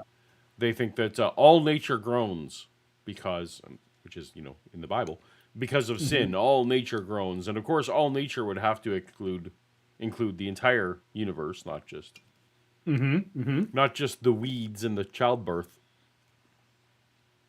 So, cool. New caller. about the vampirism and all that. Yeah, you called a little while ago, yes. Back in the 70s, I used to take a lot of hallucinogenics, acid. Yep. Yeah. And one night I was Of course, it's gonna be a good story. Yeah. You know the guy calling about the vampires. Well, I used to take a lot of drugs. Here we go. I'm curious to see if Malachi Martin is flustered by like even a single one of these, or if everybody's like, "Oh yeah, man, I was." All right, because so far, right, we've had the atheist, call in and say, "Why does God send people to hell?" And he's like, "He doesn't. That's just doesn't happen if you're good." And then which, to be fair, if you are a decades-long practicing Catholic priest, this is, I guarantee you, like a thing that you have talked about. Yeah, absolutely, of course. You will have an answer. So there's no flustering there. Right? Yeah, this is not like I'm not. Where did this out of left field? Why do bad things happen to good people? Yeah. I mean, like that's the thing. It's like if you're going to be a practicing priest or pastor, you better have an answer to that question because it's going to come up, right? But the follow up is, what's up with that Catholic Church? And do you think it's because of all the vampire influence? Yeah. And then just be like, man, I remember these vampire school I was hanging out in Long Island. And not okay. Yeah. Arch is more phased by these calls than Malachi is. Yeah, the Malachi. Yeah, is that the school that moved down to the Midwest? Yeah, it's a good school. Yeah.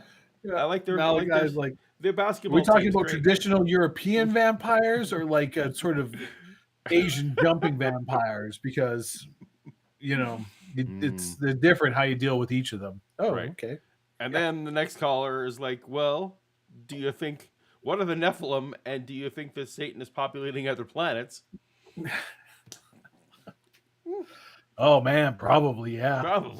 Probably is. If I saw a spaceship, I'd assume they're demons. Yeah. And then now we'll get this caller. I did a lot of drugs. Let's talk about vampires. Let's talk about vampires. We have a super chat from Jay Victor. Should we do that quick before we get back to this caller? You how about you read this one while I pour a drink? We should check with Pope Francis if all spaceships have demons is an official position of the church. It's a good question. I want to know if there's a papal stance on this. Yeah. I assume the Pope has a podcast. Does the Pope not have a podcast? Must be. Do you know, I don't believe the Pope does have a podcast. Where you can write in and ask these kind of important burning questions. You're going to ask Pope Guy at gmail.com. Just go bug Trent Horn. I'm sure he knows. Yeah. Francis 57. You don't know who that is, but... I don't know who Trent Horn is. No. Making people up. He's a Catholic YouTuber whom I've debated. How did that go? Did you win? I think so. Good job. Shannon has also debated him. I think we both won. Did she win? I think so. Good job. Fire was in the corner of the living room up by the ceiling and hit me like in seconds. And ever since then, I've had a form of sexual obsession that, I've even... Wait, no, We might need to rewind this. Hold on. you got to make rewind this a second. Okay, so hold on. I feel like something was missed, and I really want to listen to what Let's this get this. educated gentleman has to say. Art, I must sort of show my colors in one sense. We do not know yet. Probably we'll have to wait until eternity to find out. We do not know the extent of the damage done by the revolt against God. We don't know the extent of that damage. Maybe we're looking at evidence. I sometimes suspect we are, but I've no ground proving it. It's quite difficult. All right. You're on the air with Father Malachi Martin. Good morning.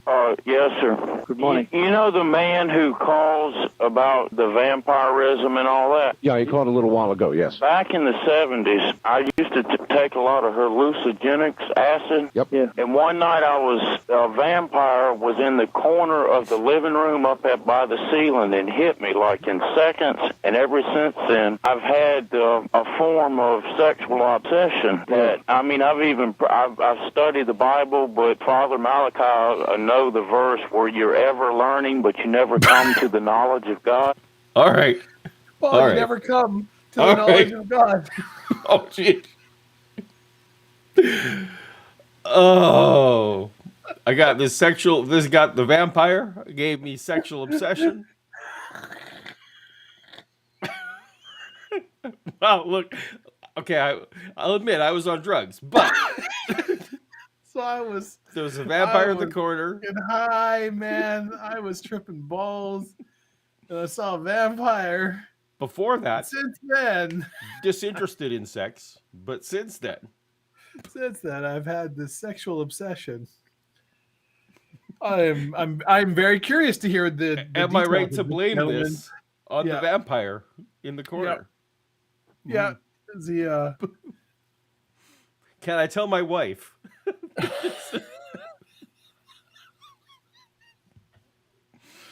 So tell me, Paul, do you believe that the LSD enabled this man to see the vampires that are always there?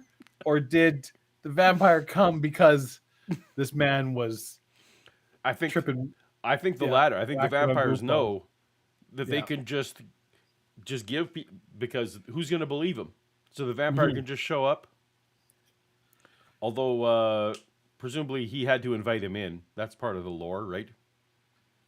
Have you ever heard it's like an old Twitch, whatever X thing, the vampire missionaries that knock on the door and the guy answers the door and they're like, well, do you have a minute to talk about Dracula in the menu? And he's like, I'm sorry. It's like, are you vampire missionaries? And they're like, yes, we have some pamphlets we'd like to share with you. And he's like, I thought new vampires came from biting other normal people. It's like, there are many hurtful stereotypes. If you'd like to talk about it, why don't you invite us in? And Invite us in. Oh, yeah, that's invite us in and we'll have this conversation. There are many hurtful stereotypes. Yeah. Why don't you invite us in and we can talk about it? That's great. Stay tuned next week for our new show. Dave describes TikToks. Yeah, exactly. Yeah.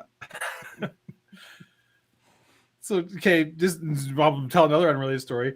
My history teacher, my grade 11 history teacher, used to do this thing before every class where she would put on the old overhead projector, because this is pre-PowerPoint or anything, She would take a Far Side cartoon from the paper. As one does. Yeah. And she would put it on projector and go, and I love Far Side, so great. Except then she would read it out loud in like the most profoundly unfunny way and then explain why this joke was Oh funny. no! Just Oh, absolutely sucking every minuscule iota of humor out of this situation. It's just like, you have managed to take something I deeply love and think is funny and just turn like just You no. see, they're both deer, Yeah. and the Yeah. and the birthmark looks like a target. So Yeah. when he's out in the public, Yeah. people are going to think they're going to be able to shoot right at that. So it's a bummer Yeah. So of a it's bummer. birthmark. Yeah. And his name is Hal. quite So you funny get it? because So the it's a bummer daycare of is a... next to the dingo farm. And in Australia, there is a famous saying that a dingo stole my baby. And so what is juxtaposed here is this dichotomy between the daycare and the dingo farm, which would normally never be allowed to be beside each other like that. And you can see all the dingoes are quite hungrily staring at the children, and you know some mischief is afoot. And you're just like, Jesus Christ, lady, you have managed to take a good joke and just kill it. Just kill it dead. Just murder it behind the Safeway at night. Nobody will ever know what happened. They're just going to find this joke. Love and it. it's dead. It's gone forever. You've ruined it forever for me. Thank you. Thank you for that. So that was my grade 11 history class. Perfect.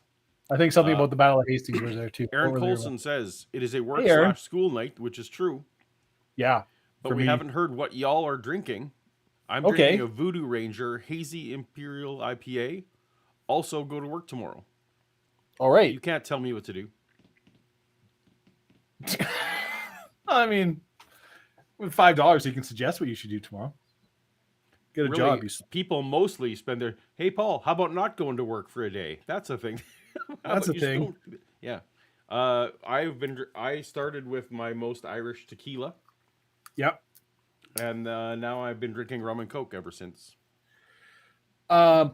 So far tonight, I have had a Harp Irish beer in honor of, the day we're celebrating. I have had a Schwartz Tinte collab stout, which is some kind of German dark beer. It was quite good. I have had I hit a real German thing in honor of my people. A Kurpfausbrau,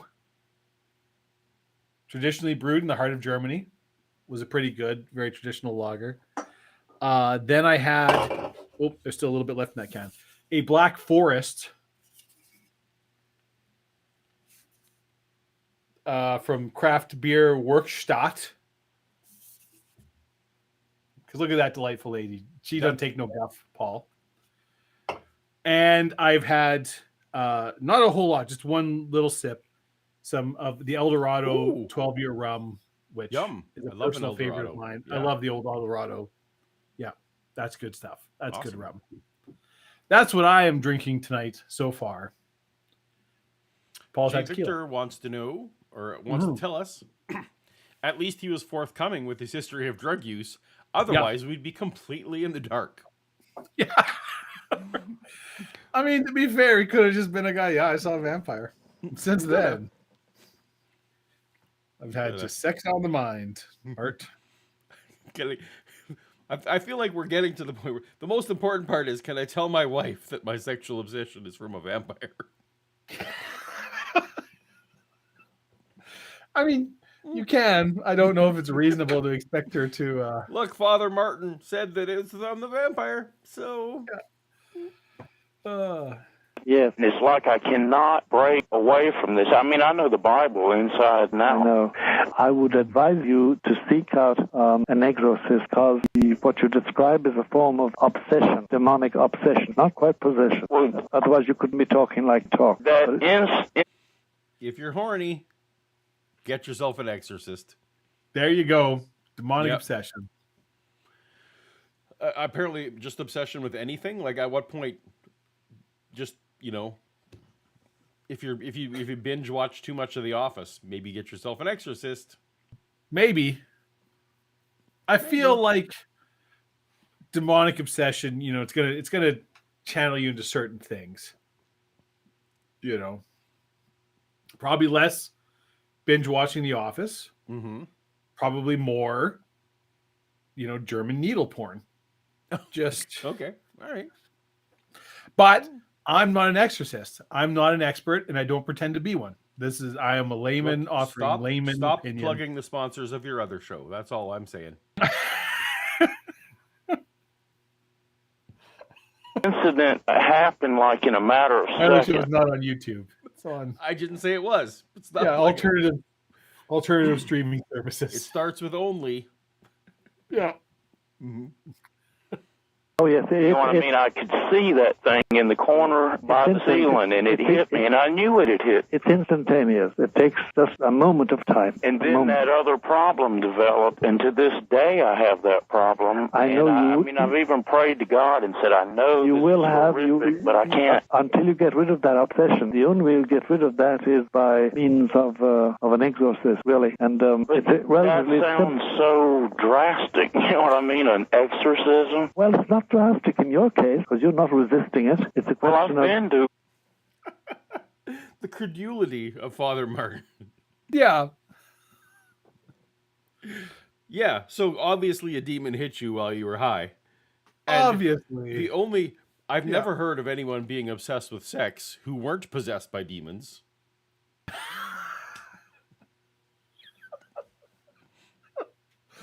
It's such a rare thing. You could always know.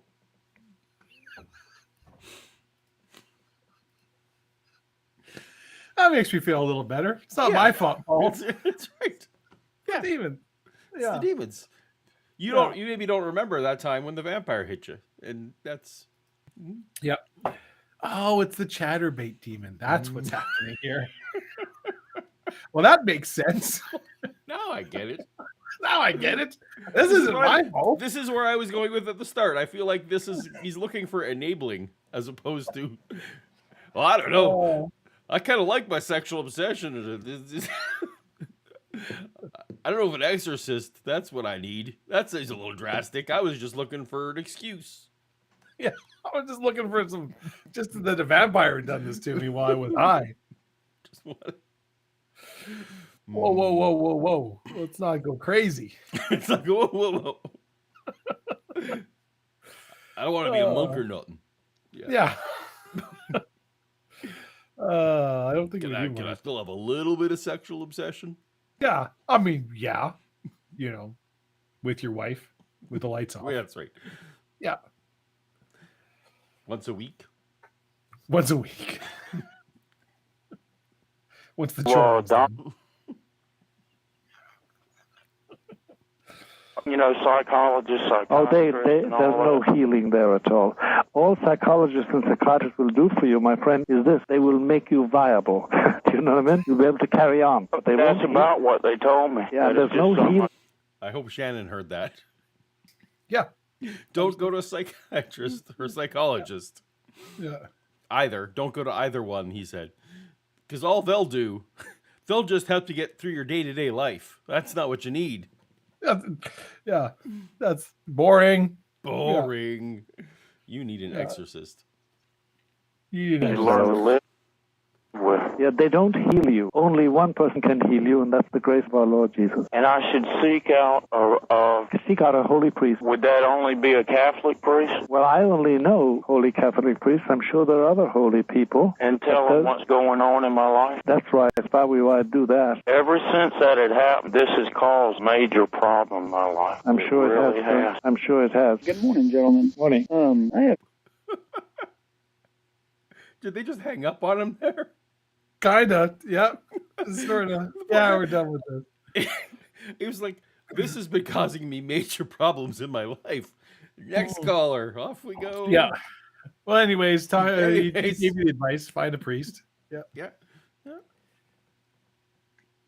A couple questions for Father Malachi. The first one is I'm a Christian, and but I love Art Bell.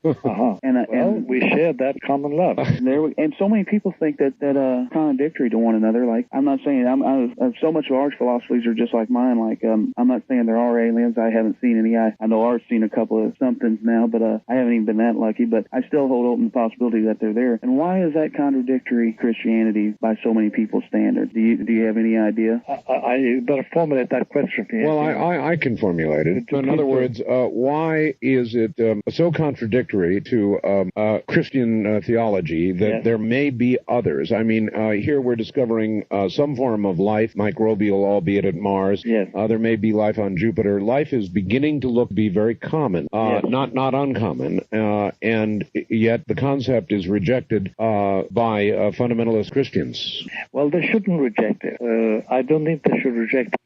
That's where the Satan babies are. That's where the Satan babies are. I will say there is a gulf of difference between fundamentalist Christians and the Catholic Church and Jesuits in particular. Oh, for sure. Yeah. Yeah. This guy is probably not going to be the person to be like, why would you? They'll be like, that's fine. There's no reason there can't be life on other planets. What's the issue with that? Yeah.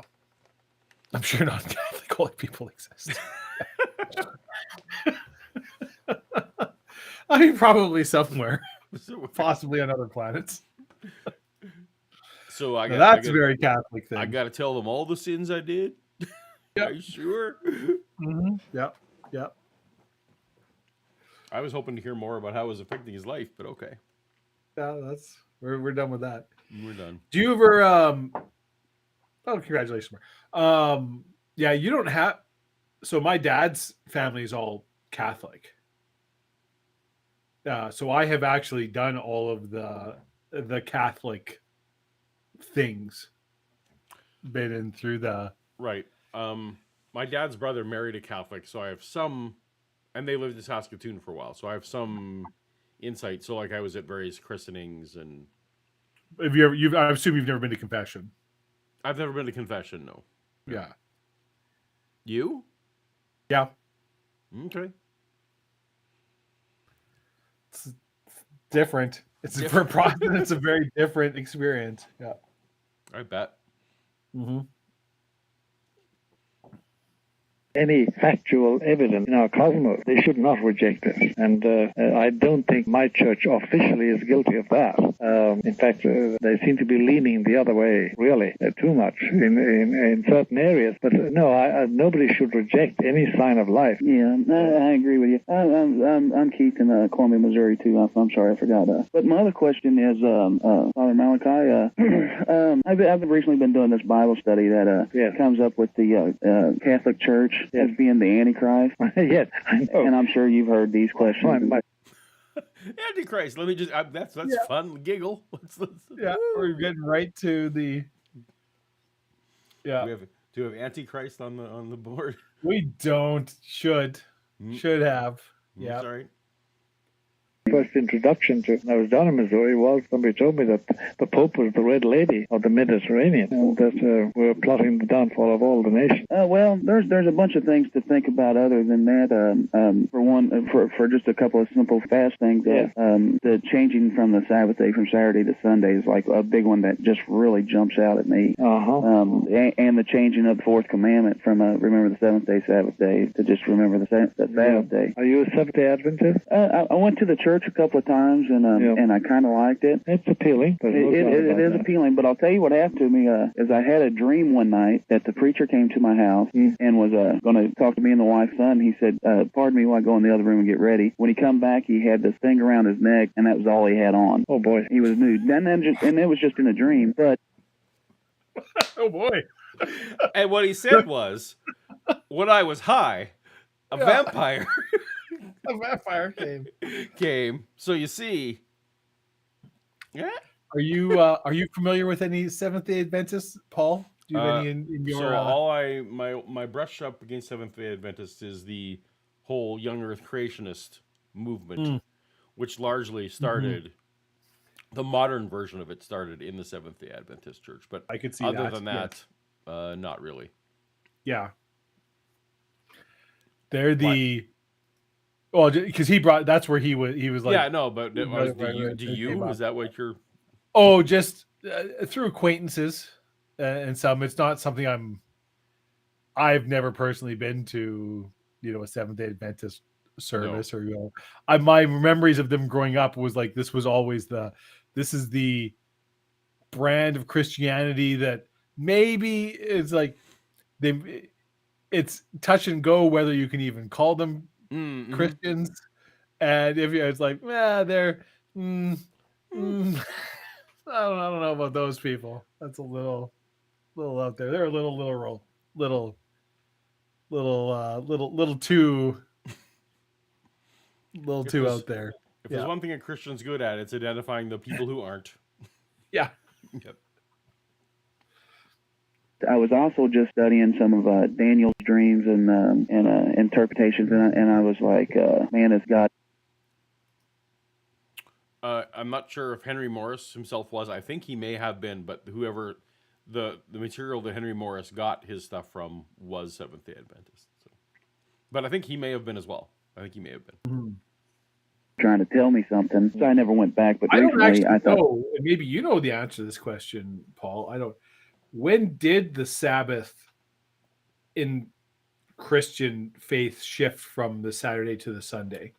So apologists want to tell you that happened in the late 1st century. Okay.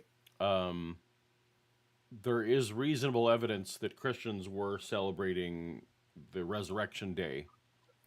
And as the church grew, of course, from the Jews to the Gentiles. Yeah.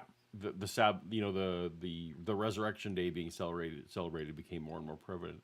I actually buy that. I mean, because this is an argument, right, for the resurrection being at least a very early belief, is that there is definitely by the 2nd century, the Christians had shifted to their holy day being Sunday. Being Sunday, the day Jesus rose, not the day that he was in the grave. We have pretty good evidence of that based on early church fathers. So, yep.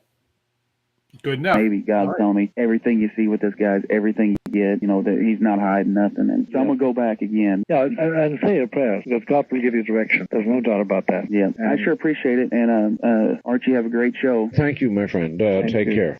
Father, I have a question for you. Sure. Did that answer anything about the Antichrist? Nope, sure didn't. We just glazed over that. I'm also reading Alex Markel, the chat, who said they believe Jesus is the Son of God, which is the only prerequisite for being a Christian. I would very much disagree with that. As somebody who was a Christian growing, that I think you would find most Christian churches would not agree with that definition of Christianity. That that is certainly part of it. That if you don't agree that Jesus is the Son of God, you're not going to be a Christian. But there's someone just wants to interpret John 3:16. Whosoever believeth in him shall not perish but have eternal life. This is the trouble, is that you ask 15 Christians what the minimum requirements are, and you're going to get 20 answers, because that's just the way it goes. So, and not even getting into all the various less popular, like Seventh-day Adventists and 2x2s and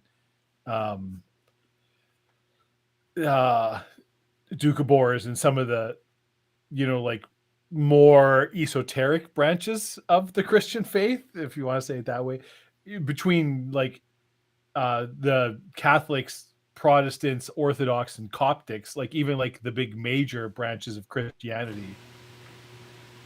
There's some fairly big. Oh, you hear that? Is that me? There's I just turned up my volume. Did you get buzzy? Yeah.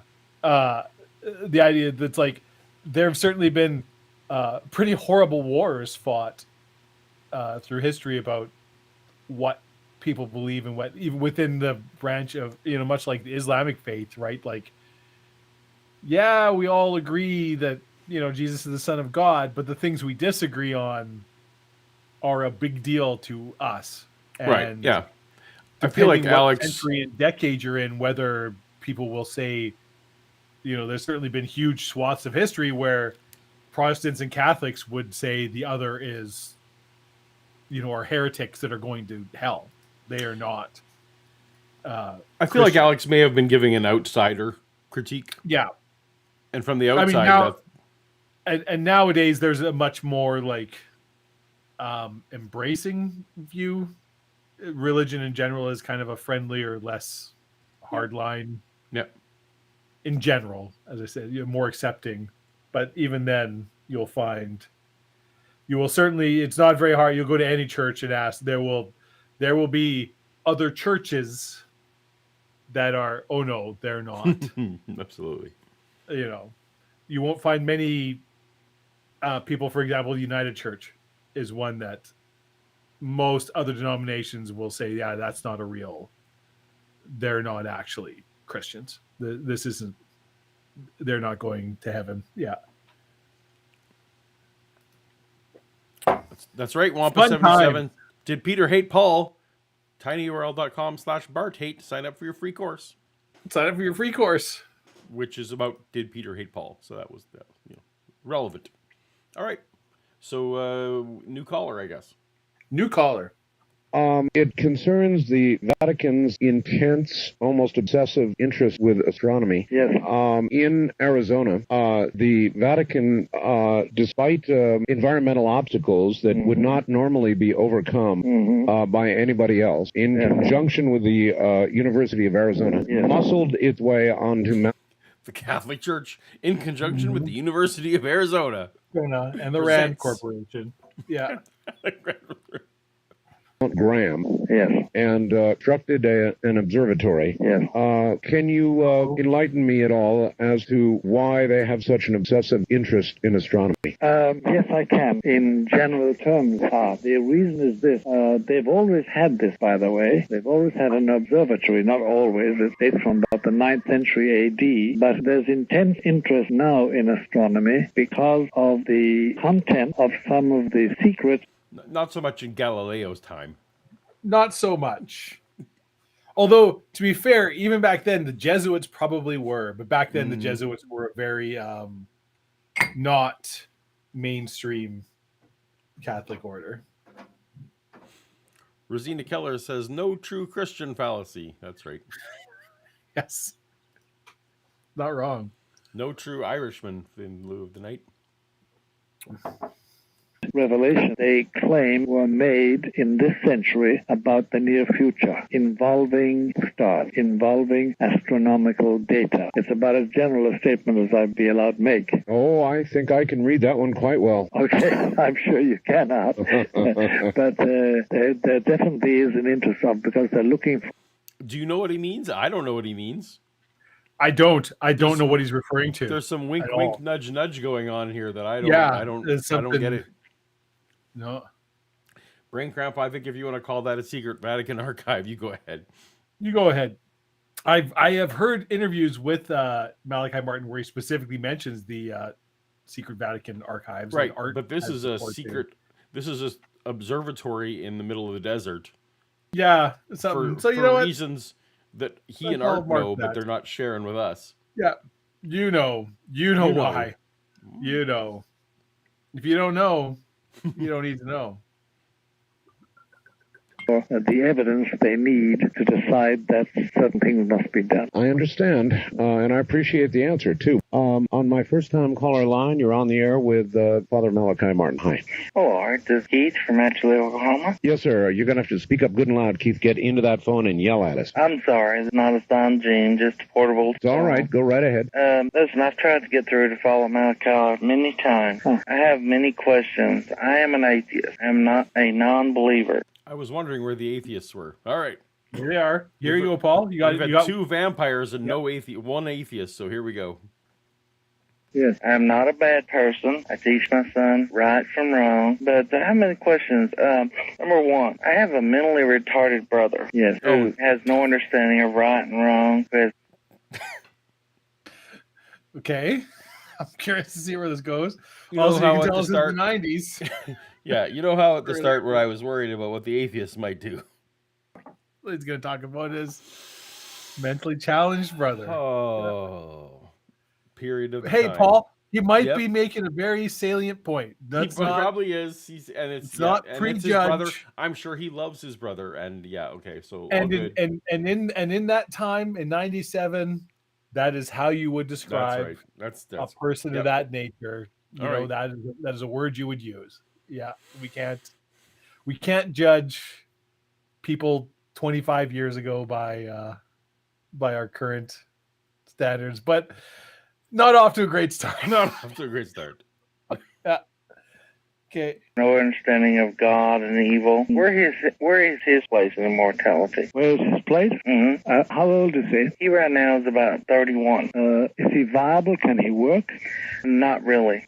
So somebody must take care of him. Yes, my mother and father take care of him. I know. And when they go, somebody else must take care of him. Well, his place is... I mean, even with my rudimentary theological training can handle this softball, right? That's the idea. Same as like very young children, it's there is an age, there is a the age of accountability. Age of accountability, the mental state, I can't remember, the media's right, whatever the legal term for that. If you, as this person, like if you cannot fit, like if you can't recognize these concepts, it's like that's fine. Like you're just in heaven. You'll go through whatever you punch your ticket, you do whatever you got to do here on earth, you get through your time, you pay your penalty, and then don't worry, you're going to be healed, made whole. This is all a result of sin being introduced into the world and the various flaws, but God's going to make everything right, and in eternity you're going to be fine. I mean, it's this very fine. first caller, Father Martin, was just like, if your intentions are good, you're getting in. So, I'm not expecting him to turn around and say, no, your challenged brothers, he's going to hell like that. Yeah, I'm not expecting that. Yeah. I suppose, takes place of that they asked Christ about somebody similarly afflicted in the gospel, and he said that such a person is the best, is one example of the way God lets things happen in this world. And the people said, well, is it because of his father or his mother that he's so punished? And he said, no, it's to manifest the power of God. It's a difficult thing to accept, but he has a place in the scheme of salvation. Okay, Father. I'm also a surgical nurse. Yes. And apparently that was a good enough answer. Yeah. For the caller. Okay, Father. So now maybe so he's a surgical nurse. So maybe we're going to get into a better... Maybe this is like the last atheist too. He was just like, I got. Yeah. Oh no, that was the vampire who had. Had a lead-in question that he didn't care about. All right, here's the fastball. You would not believe the horrors we see coming in with young children that have been abused. I can believe it. I mean, I actually saw a 2-year-old that the father had taken the child and actually broken his back over his knee. How do you explain that? I mean, well, you don't. There's a thing called evil. Mm-hmm. There's a thing called evil in this world, and evil runs rampant in certain families, and the suffering and just there isn't, but okay. But I mean, so from his point of view, there is. That's the. No, but even he thinks that there are demons and devils who are doing evil things. Yes. Yeah. But I know because I've heard it go. He is very much person. He's like a lot of times like the demons have nothing to do with this. Like people are just horrible, and they do horrible things. You don't need a devil to no, explain. you don't. But and then we're talking about the subject. This is also a very in an atheist sense a softball question where it's like, why does this people do horrible things? Well, because people are shitty. Like I don't know. That's actually a problem with evil. Yeah. Right. Like right. Yeah. People just do bad things. Like there are just bad people that do bad things. Parent broke the back of their 2-year-old. Yeah. That doesn't need supernatural. That's a horrible thing. And right. Somebody like that should be buried beneath the prison. That whatever. That's right, and so you don't need any kind. There is no, on either side of the debate, no great metaphysical, explanation has to come in. This is just a person who did this terrible thing. They were drunk. They were whatever, angry. Who knows? Negligent. Horrible shit happens all the time. Right. Yeah. Still, so we might get a Joe really Hill, good. Remember how a couple hours ago you said this was going to be a nice, fun night? Cheers. Yeah. Cheers. Hey, maybe we'll get a good actual. We had 2 vampires. We had some vampires calling. Yeah.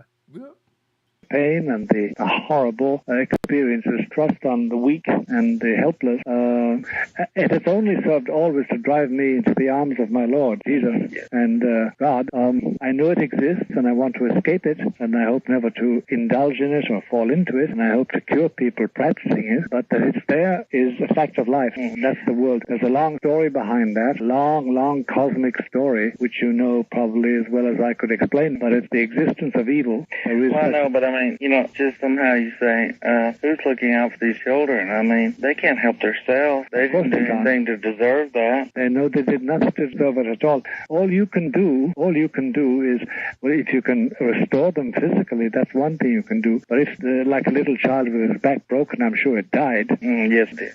But then at that stage, your faith must enter, because when I have come across children like that, for instance, to give you an example, if it doesn't shock everybody listening, I had access to a child who had been sodomized, like a little girl, by her daddy. I've seen many, sir. What? I've seen many. Yeah, and she was just a year and a half, almost 2 years old, but she had been baptized, of course. What I do is I associate their sufferings, because she suffered. I associate her sufferings with the sufferings of my Lord Jesus, who died for all sinners, in the hope that her sufferings can be turned to... It's the Mother Teresa response. Yeah.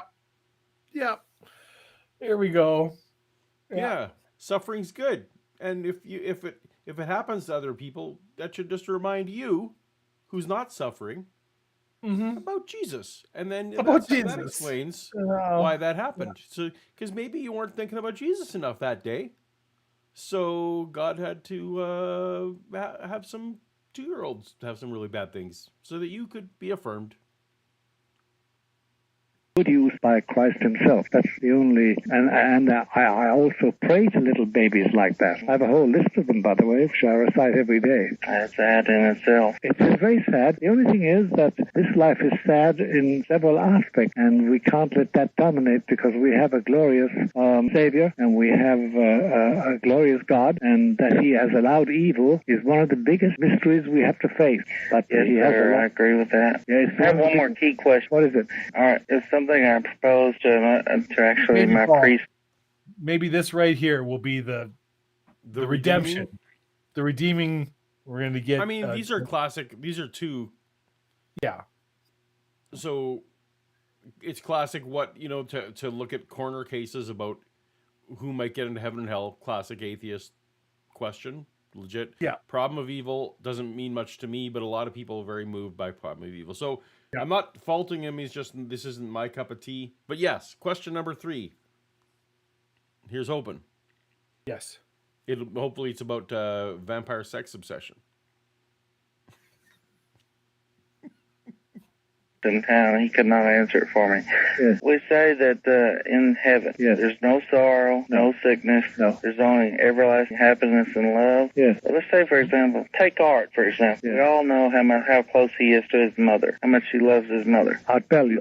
Yes. Let's say he gets to heaven. Yes. And for some reason, it's just an example, his mother isn't there. Yes. How do you explain that? How do you account for that? I mean, how can you have happiness? What? That's your question? No, this is a good question. Okay. This is a very good question. So where he's going, I hope, is the idea that if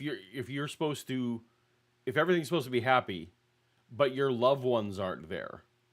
Okay. How can you be actually happy if you know that your loved one is like getting eternal conscious torment? Blowjobs.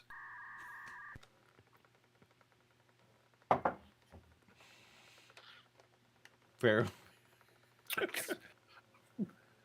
I don't see. Is this what you philosophers debate all the fucking time? No, oh my god. No.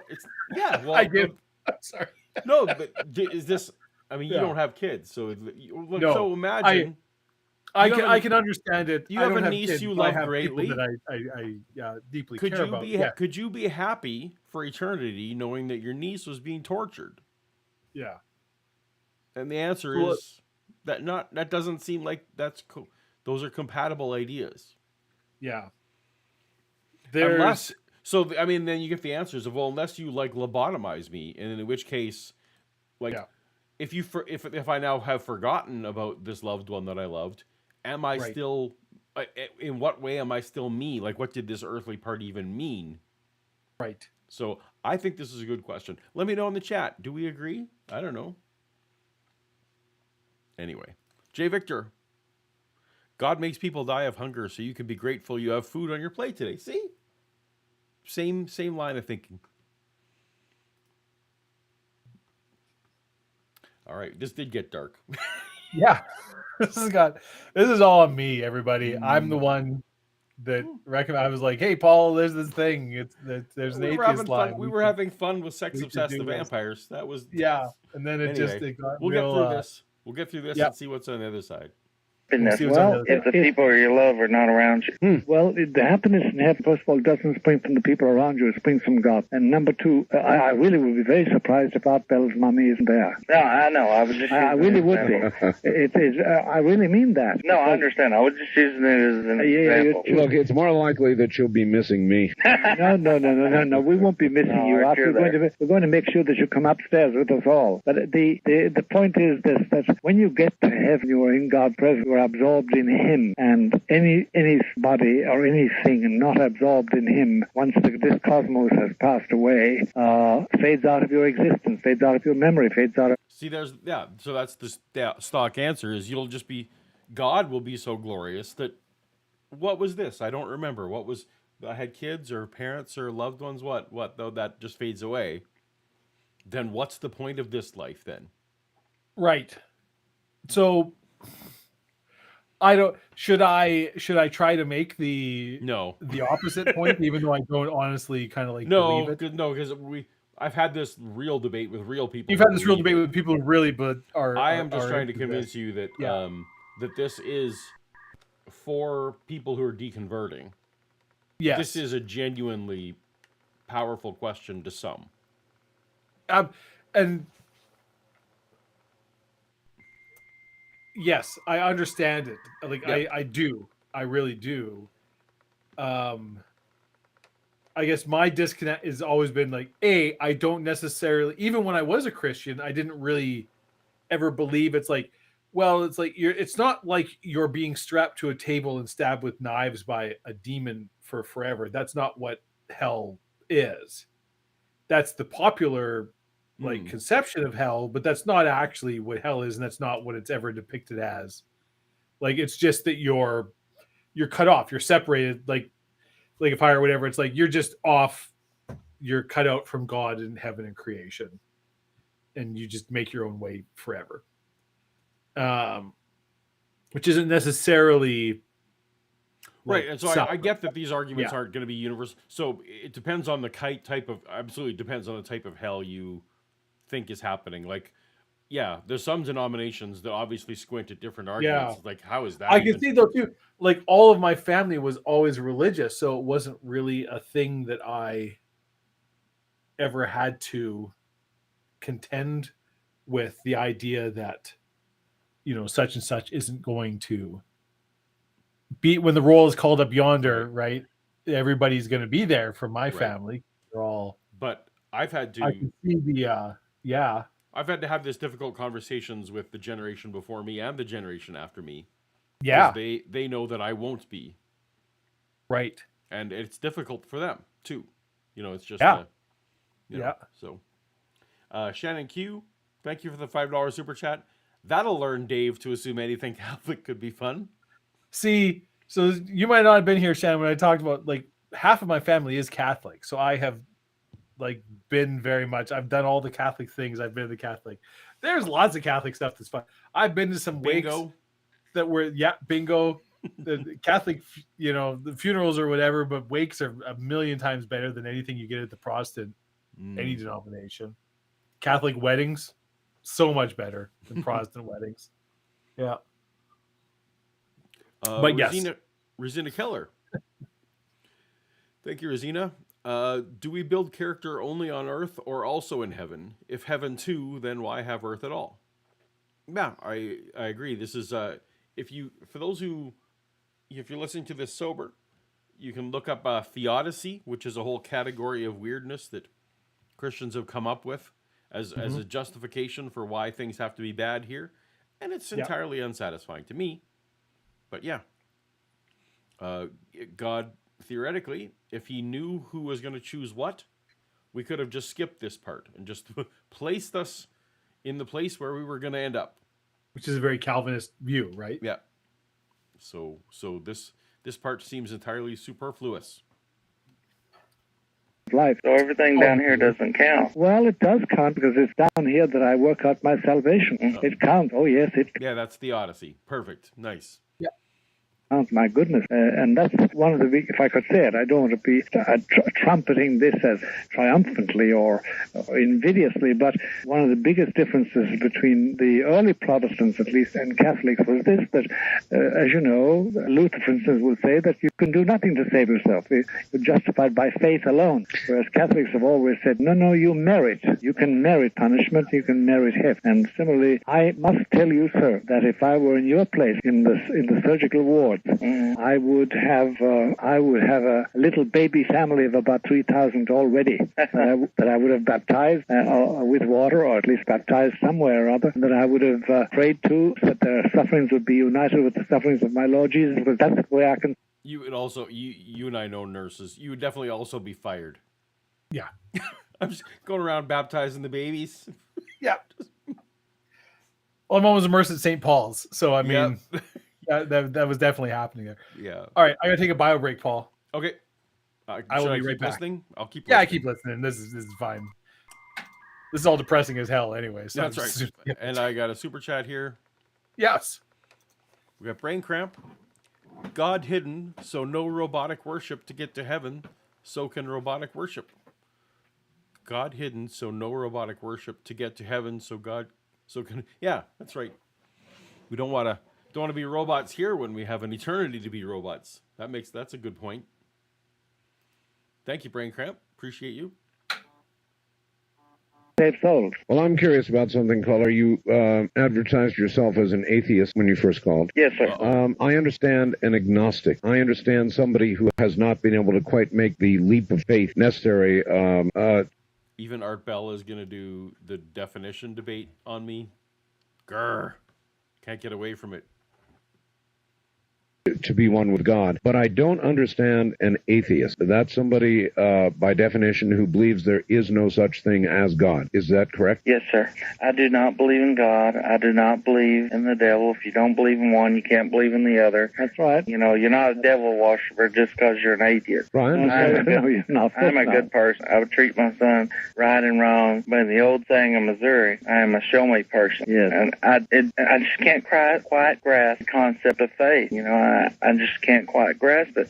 It's like, you know, the old coin trick behind the ear where you say, where'd it go? I've got it. You know, I don't believe in magic. I don't believe in faith. I wish I could. I mean, I am envious of people.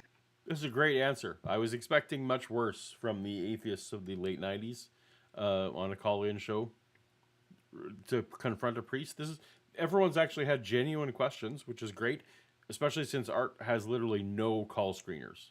He famously eschewed, refused to have call screeners. I'm involved with occasionally with call-in shows here. Holy cow, we need call screeners. Just Art didn't have them.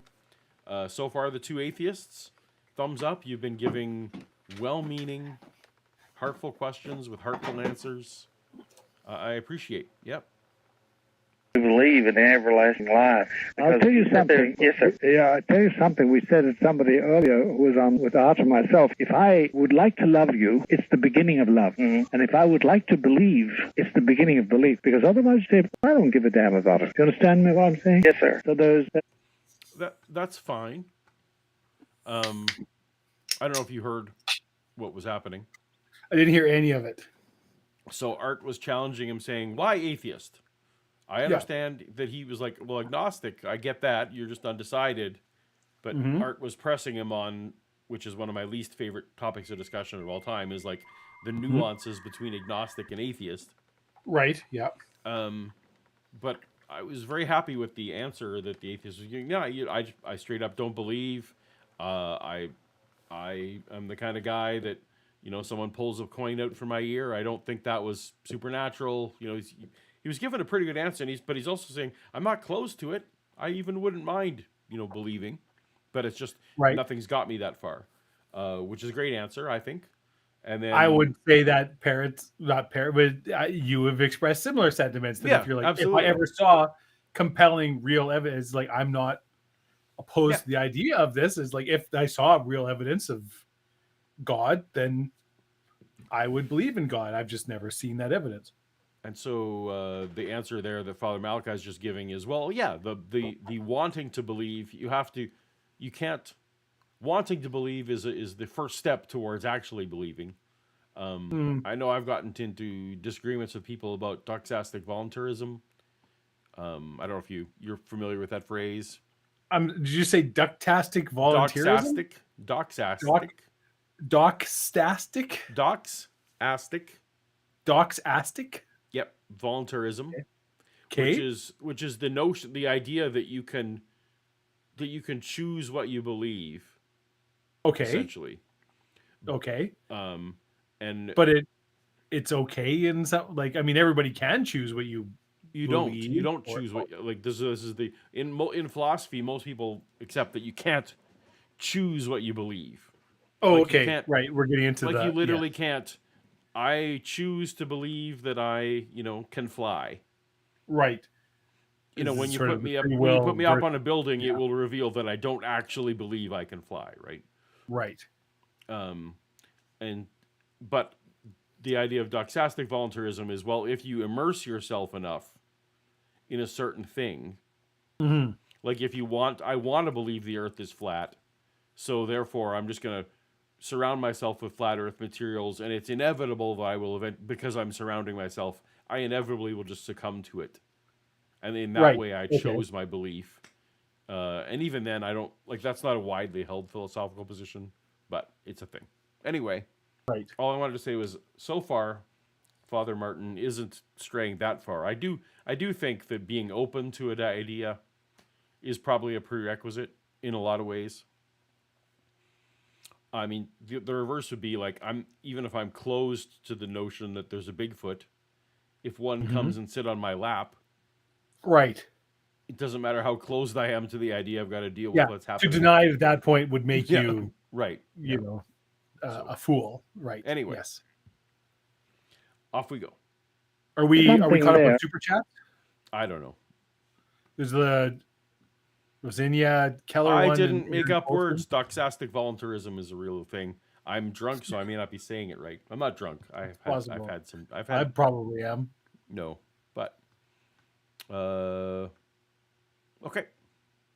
I think we got the super chat. Why do some atheists believe in demons, Paul? Oh, we did. No, you're right. We got a couple. We had 2 super chats. Thank you for pressing me on it. Why do some? There are atheists who believe in atheism is the answer to one question: do you believe in a God? And so you can believe in the supernatural and not believe in a God. Right.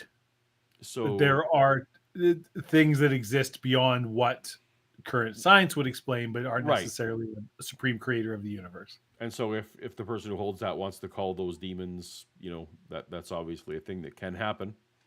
I'm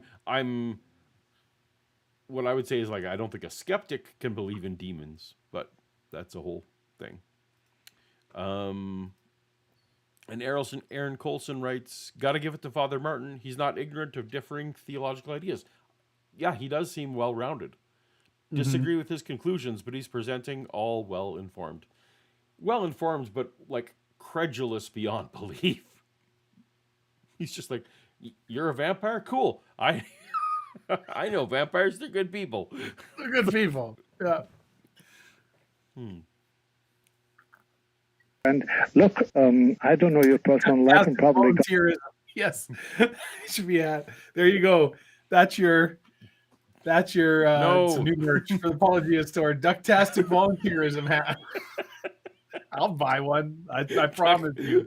If you put that out there, Ducktastic volunteerism, I will give you my hard-earned dollars. I feel like when I was saying that, I was emphasizing the ass part. I've got to work that in. I mean, I said it first, to be fair. I was trying to do... yeah. Yeah, anyway. Yeah. God will never give us the chance of consorting with and revealing each other to each other. But he has a plan for you because you're a good man. Yes, sir. And you're doing a good duty. And he will reveal himself to you in his own way. It won't. All nurses go to heaven, Dave. You heard it here first. I know way too many nurses to know that. All nurses go to heaven. Yeah. Be probably the way he reveals himself to Art Bell or to me or to Art's wife or Art's mother, whatever it is. But you have found God already. You're not calling him God. And I'll be praying for you. I think it. All right. Thank you very much for the call.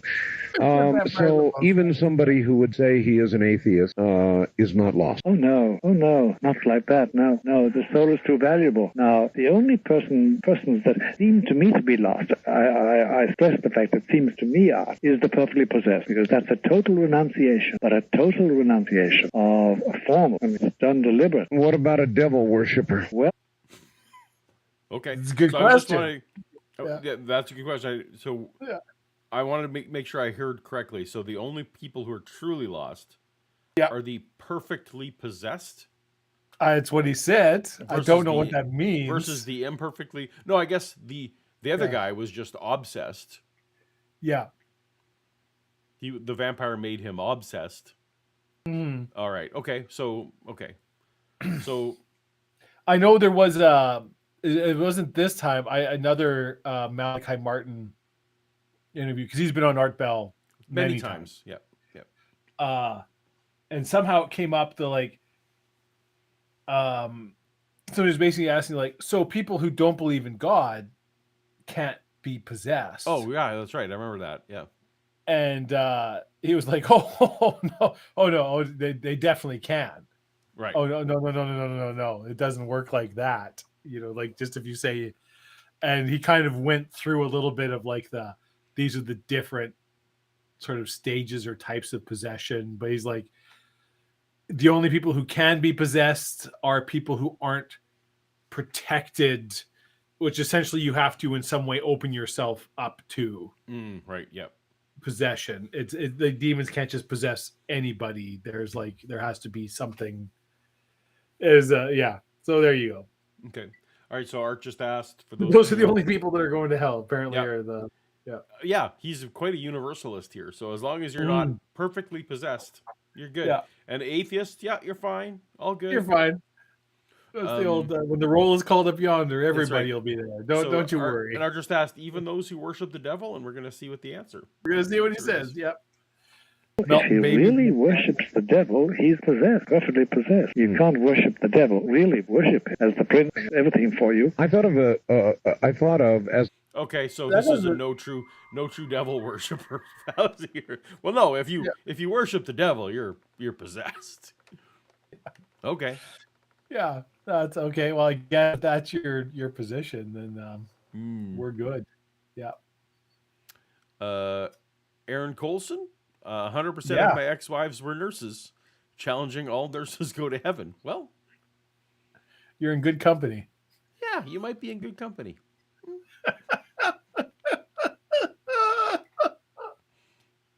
All of Dave's ex-wives were nurses too. All of my ex-wives. All my exes live in Texas, Paul. I listened to you describe a perfectly possessed person as someone who would not so actively be engaged in worship of the devil specifically, but might have cut a deal. Well, once they cut a deal, there's an act of worship implied, and usually it takes place. That's not true. We cut a deal with with pants and with whatever that was service that the Get Rent a Dave service that we got going on. We cut a deal with them. Yeah. I did. So do you worship them? You don't worship them. I mean, I do. Oh, okay. So, well, that maybe is a bad example. Yeah. I don't think people realize how far I'm willing to go for our sponsors.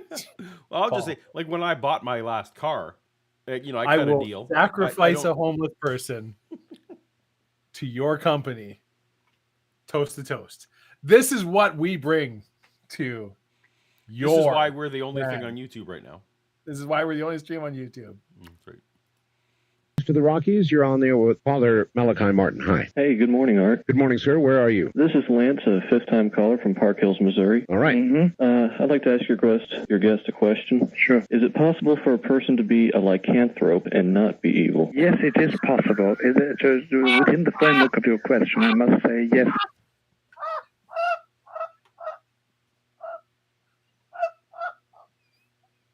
Yeah.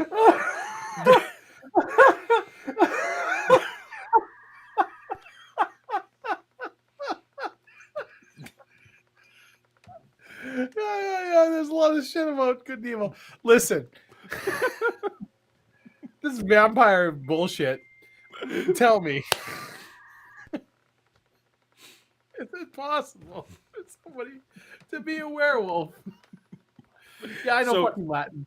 Is it possible for somebody to be a werewolf and not be evil? So to be clear, for those who may not have, the caller asked the kid be lycanthrope, Dave. Lycanthropy, yeah. Werewolf. Is the fancy Latin way to say werewolf, yeah. Right. So. Yeah. He's asking if this caller just called and asked the priest.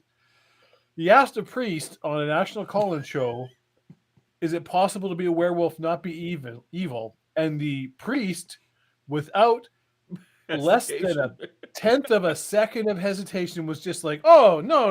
Like, immediately, like, I've answered this question 500 times before. And I'm just right. Yeah. I've known some very good werewolves. In Long Island. They have a school. It moved to the Midwest. But not it's fine. Werewolves.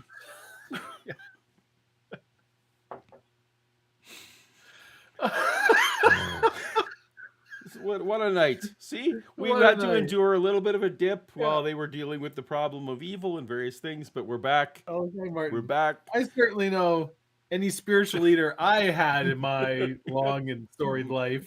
If you threw that question at him, there would at least be a few second pause at the best case scenario where they are mentally shifting gears. A, they would probably first be like, what's a lycanthrope? B, when you said werewolf, there would be very definitely a 10 to 20 second pause. Yeah. While Pastor Mal tries to figure out. That's right. He's meanwhile, under the table, he's calling security. Oh. Let's get you checked into a home, son. I mean, just straight up, like, werewolves aren't real. What are you talking about? That would definitely have been. Right. So not only Father Malachi, he knows exactly what a lycanthrope is.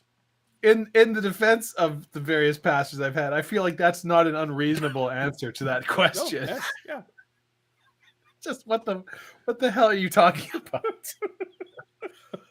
Oh my goodness. We got super chats, Paul. We do. We got Rosina Keller wants to know if she can. I'm assuming I can rent Dave for hugs. I mean, you can. The hugs are always free. Paul will back this up. I'm a hugger. You are a hugger, but can you be rented for the price of a hug? Yes.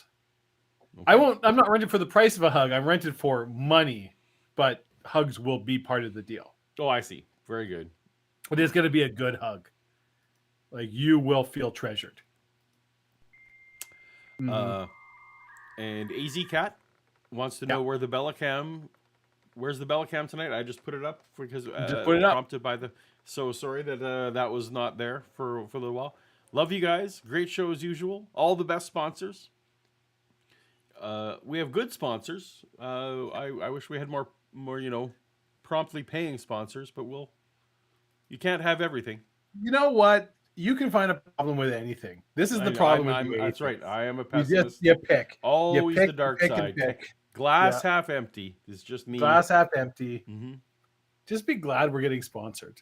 Can't you just focus on the positives? That's right. Well, I need to find out how a werewolf organized religion paid us, and you refused the check. So, I don't know what you want, Paul. I don't know what else There's I can do. There's no pleasing me. There's no pleasing you. Let's find out, Dave. Shall we? How a werewolf gets to heaven? Well, Malachi Martin's about to tell us. Yeah. It is possible. Yes, it is possible. In other words, can lycanthropy be kind of a gift? Yes, it can be. Like everything else, it can have a good purpose or an evil purpose. Father, would you get a little bit away from the phone for me? Sorry, pardon me. That's all right. I haven't. Yeah, the problem right now is that Martin's coming in a little hot. Talking to a man with this outlook for quite a while, and I got excited. Well, let me understand, because I don't understand. I do feel, so like everything aside, I feel like Malachi Martin would probably be a pretty fun guy to have a beer with. I think so too. He seems to be quite a universalist. He's like, like everyone. Yeah. Everyone's open to hang out. He's got a lot of cool stories. He was like in Istanbul and Turkey before World War II, where probably a lot of crazy shit was happening. He was digging around with the Dead Sea Scrolls. He apparently is familiar with vampire schools. He was hanging out with vampires in Long Island in the 60s or something like that. Yeah. He's got good stories. Yeah, you want to stick by him at a party. If you're at a party with Mother Malachi, brace yourself. What he just said. So would you explain lycanthropy to us? Well, lycanthropy, the definition you'll find in most dictionaries is the delusion a person suffers that they believe that they're either a wolf or a werewolf. That's you? Not by that definition. No, that's not his. Let's see. I don't know how to describe it. No. Those people are delusional. I'm a real werewolf. Yeah, those people. You're going to hear a lot of crazy people saying a lot of made-up bullshit about vampires and werewolves. Let me tell you. Yeah. Underworld was a documentary, and the events were filmed in real time. Paul, we've got so many super chats. Did we catch the Aaron Colson one from before that? Did I miss one? Oh, there we go. $2 from Aaron Colson. Werewolves, as everyone knows, excellent butchers. I mean, I feel like they just kind of eat things. Yeah, I was. I know they're excellent at basketball. Yep. What else are they good at? I'm not sure. That's about all I know. Skateboarding. Yep. They're good at killing Americans in London and Paris. That's right. Yes, that's right. Yeah. They're good at bad at fighting vampires. They're good at finding clothes in the morning. Yep. There was a robots Death and Love, where there's like werewolves fighting in Afghanistan in the U.S. military. I think that was one of those Netflix. Is that what that series was called? Like the CG shorts, robots, Death and Love. Is that? Do you know what I'm talking about? Yeah, I know what you're talking about, but I've forgotten the name. Yeah. When I was in 8th grade or grade 8, depending on what country you live in. Yeah. One of the towards the end of the school where teachers stopped caring and we're just going to put on a movie. My 8th grade teacher put on American Werewolf in London and left the room, and here you go. Really? And me, as a young evangelical, naive person who wasn't really allowed to see movies like that, in a classroom setting, was off-putting. I mean, any classroom of 13-year-olds today, you wouldn't be allowed to show that. No, he was a highly irresponsible person. Yeah. Yep. But I grew up a lot. I grew up a lot in those 2 hours. I guess. Yeah. I mean, that's a great movie. I love American Werewolf in London, but I would not show it. It was jarring and scarring, I will say. Yep. Yeah. Melody Kate for $20. This is why I listen. Roller coaster of emotion. Yep, we went. Yeah, we went from the darkness. We went from how can I be happy for eternity when my loved ones are burning in hell to vampires are fine, right? Yeah. To 2-year-olds with broken backs. But what about werewolves? Well, that's a good question. I'm glad you asked. They're fine. So, yeah, they're fine. they can be good. Like anything, Dave. It can be Like good or anything. evil. Yeah. There can be good purposes for werewolves. Yeah, it's it's a lot of it's up to the For individual. example, helping your team win the state championship. Helping, for example. Yeah. In my terms, Well, do the best you can. Tell us what you think you are or what you feel. well, it's mostly in dreams. I don't believe in werewolves in like the real world or anything. Yes. But I've had lycanthropy in my dreams, and well, that was just a question I came up with while I was listening to your show. Oh, I'm glad you did. It's not necessarily evil, but it would be interesting to find out why you have those lycanthropic dreams. It really would. Do you want to know, caller? Yes, if he can answer that. How does he find out, Father? He must pray, and he does this, but it can be generational in the sense that it can come from factors which he inherits with his flesh and bone. Wow. Because Like maybe one of your parents was a werewolf. Like maybe, or it can skip generations. So possibly. J. Victor for $5 writes, werewolves may be good ballers, but golden retrievers are much more well-rounded athletes. Well, I mean, there's no rule that says werewolves can't play basketball. But I believe they've added a golden retriever rule. That's right, the Air Bud rule. After the Air Bud scandal. Yeah, that's right. Yeah.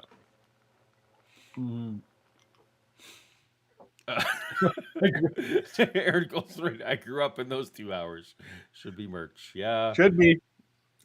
This is a dark night. Dark night. And not the good Batman kind. No, I know exactly.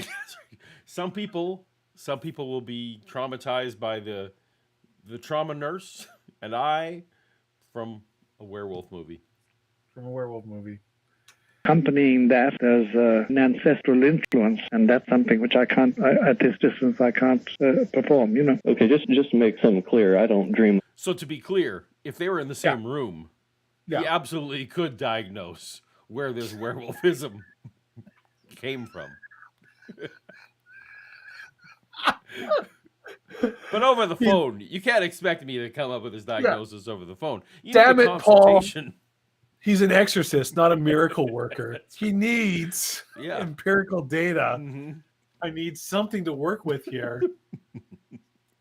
It would be irresponsible of me to give some kind of diagnosis over the phone without a chance to examine your genitals. Cheers, Vishanti. Whenever you do... fuck. Dropkick Murphy's concert in Boston? That would be freaking awesome. Now whenever you do watch this one, you're going to want to be chemically enhanced. Yeah. I don't think so. This has been great all the way through. Top Best to bottom. toast ever. Nothing but bangers. Yeah, as the kids say. I'm like Ken Griffey Jr. I'm knocking everyone out of the fucking park. Night, Vishanti. Of ripping people's throats out or anything. I know you don't. You don't. It's mainly being a wolf with other wolves out in the wilderness type dreams. That's right. Sometimes if I do take that half-state form, those dreams, it seems like instead of killing people, I'm saving people's lives. Like I've had a lot of dreams recently of saving people from fires. Well, that's the good version of it which you share. That's why I say it can be good and it can be evil. But I'd want to know much more about you, sir. West of the Rockies, you're on the air with Father Malachi Martin. Hello. Oh, all right. We moved on. We moved on. I assume there was a commercial in there. Yeah, so there's often, I have to cut the music, as we know, for the commercial breaks. So, yeah.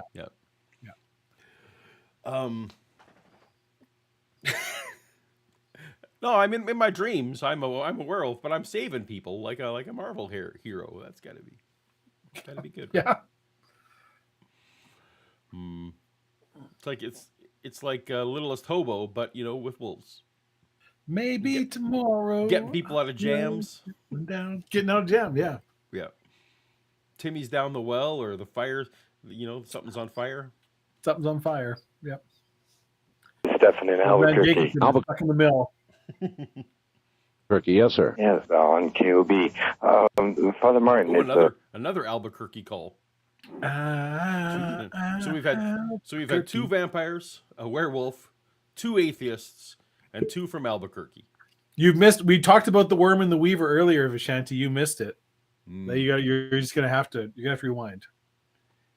It's been a pleasure and Time inspiration because of the Dropkick Murphys, Vishanti. You're just gonna have to catch up. to hear you on our show. Thank you very much for saying that, sir. I wanted to relate 2 experiences to you and would sort of like your thoughts on it. Yes. One was a number of years ago. I was involved in, I was experimenting a little bit with shamanism. Yeah. And I had a rather negative experience. I tried to induce a shamanic trance. And shortly thereafter, a large blue and red bird with a very long appeared before me about 3 feet away. And its beak started pulling. The large bird, and it was speaking to you. Yes. Just the most laid back. Right. Yep. Okay. As You what saw the talking bird. Yeah. And then, what truth did he reveal to you? This is the least judgmental. If you ever had a therapist as non-judgmental as Father Murphy, then you're in good shape. No, Father Malachi Martin. The Dropkick Murphys are banned. No, that's right. That's someone else. Malachi Martin. Oh, and the bird was talking to you. Yep. And all right. The previous caller, what he's like, well, no, most of my dreams were wolves and we're running around in packs, and he goes, "That's right." That's right. Yeah. That's good correction. Scotty Orange for $5. Since we're talking about vampires, I'm excited. To see this. Sorry, I didn't mean to interrupt you, Paul. Since we're talking about vampires, can we get Paul and Dave to do their best impression of Gary Oldman's or Bela Lugosi's Dracula? I have not seen. I've not seen. So is this Interview of the Vampire? Where was Gary Oldman? You've never seen the Gary Oldman? Which Dracula was he in? No, that's with Keanu Reeves as Renfield. It was like late '90s. It's kind of like Interview with the Vampire, or what was that? No. It's Dracula. Like the weird trippy So I know I never saw that one. That was it's a very faithful adaptation, and it's like the last. It's very much, honestly, the last great practical effect. Like, they do so much really cool stuff in camera that if you're interested in the nuts and bolts of filmmaking, it's a fascinating movie to watch because it was kind of like the height of the in-camera practical effect before CG kind of took over. Because it's like, I want to say 98, Bram Stoker's Dracula, 97, 98. Like, it's kind of when CG was just starting to come, but wasn't really there yet, but practical effects were at their best. Anyways, it's legitimately a good movie, and Gary Oldman is fantastic. But anyways, just go ahead and give us your Dracula impression, Paul. Well, Bela Lugosi, so he's basically the Dracula that like the Sesame Street Count was, right? Yes, Bela Lugosi is like your. Like, I want to suck your blood. That's the best I got. Yeah, be like, oh, I never drink blood, or never drink wine. That's the classic. Oh, yeah. I can't do any of the Gary Oldman. He's got a lot of right. Sorry, yes, Keanu was Jonathan Harker. Yes, Vishanti, you're right. Sorry. Was he? I thought he was Renfield. Frick. Now it's been probably 15 years since I've seen that movie. Are you doing an impression, or you're not doing an impression? No. Okay, I'll do an impression. But I'm like you. My vampire impressions are all essentially going to be count. Right. Right. Count. I'm trying to remember. One so he has impression. He has this whole like monologue about how he devoted his life to defending God, and God abandoned him because of the horrible, he did like all these horrible things to the Turk when the Muslim Turks were invading, and he was defending Christendom, right? And it's the Aladdin. He has this very impassioned speech that I wish I could do justice to, but I can't even remember it properly. So I'm just I'll do. He paid money. Okay, vampire. I mean, that's. The best I got is the So, the children of the night, what beautiful music they make. Throw a little count. That was your end. Christopher Walken. Christopher Walken as Bela Lugosi. I mean, I'm I don't have the nine. Yeah, there you go. I have crossed oceans of time. Yes, that's a good one. Mm-hmm. I was waiting in the corner for you while you were high. And I crossed smacked you. Oceans of time. Yeah. So that you will become sexually obsessed. What are your thoughts? Mm-hmm. Dave tells an unrelated story. This isn't a spoiler. Is it Christopher Walken as the Emperor in Dune 2? Yep. Like, it's fine. So, I honestly felt it was a distraction. Yeah, like I wish it was someone less famous. You're absolutely right, because it seemed like, but also he had so little to do. I'm like, either give him more to do, because the Emperor in like the novels, Dune, like has long, sweet. Like, you could have given Christopher Walken, 10 minutes of dialogue. And to be fair, maybe they filmed him doing half an hour of stuff.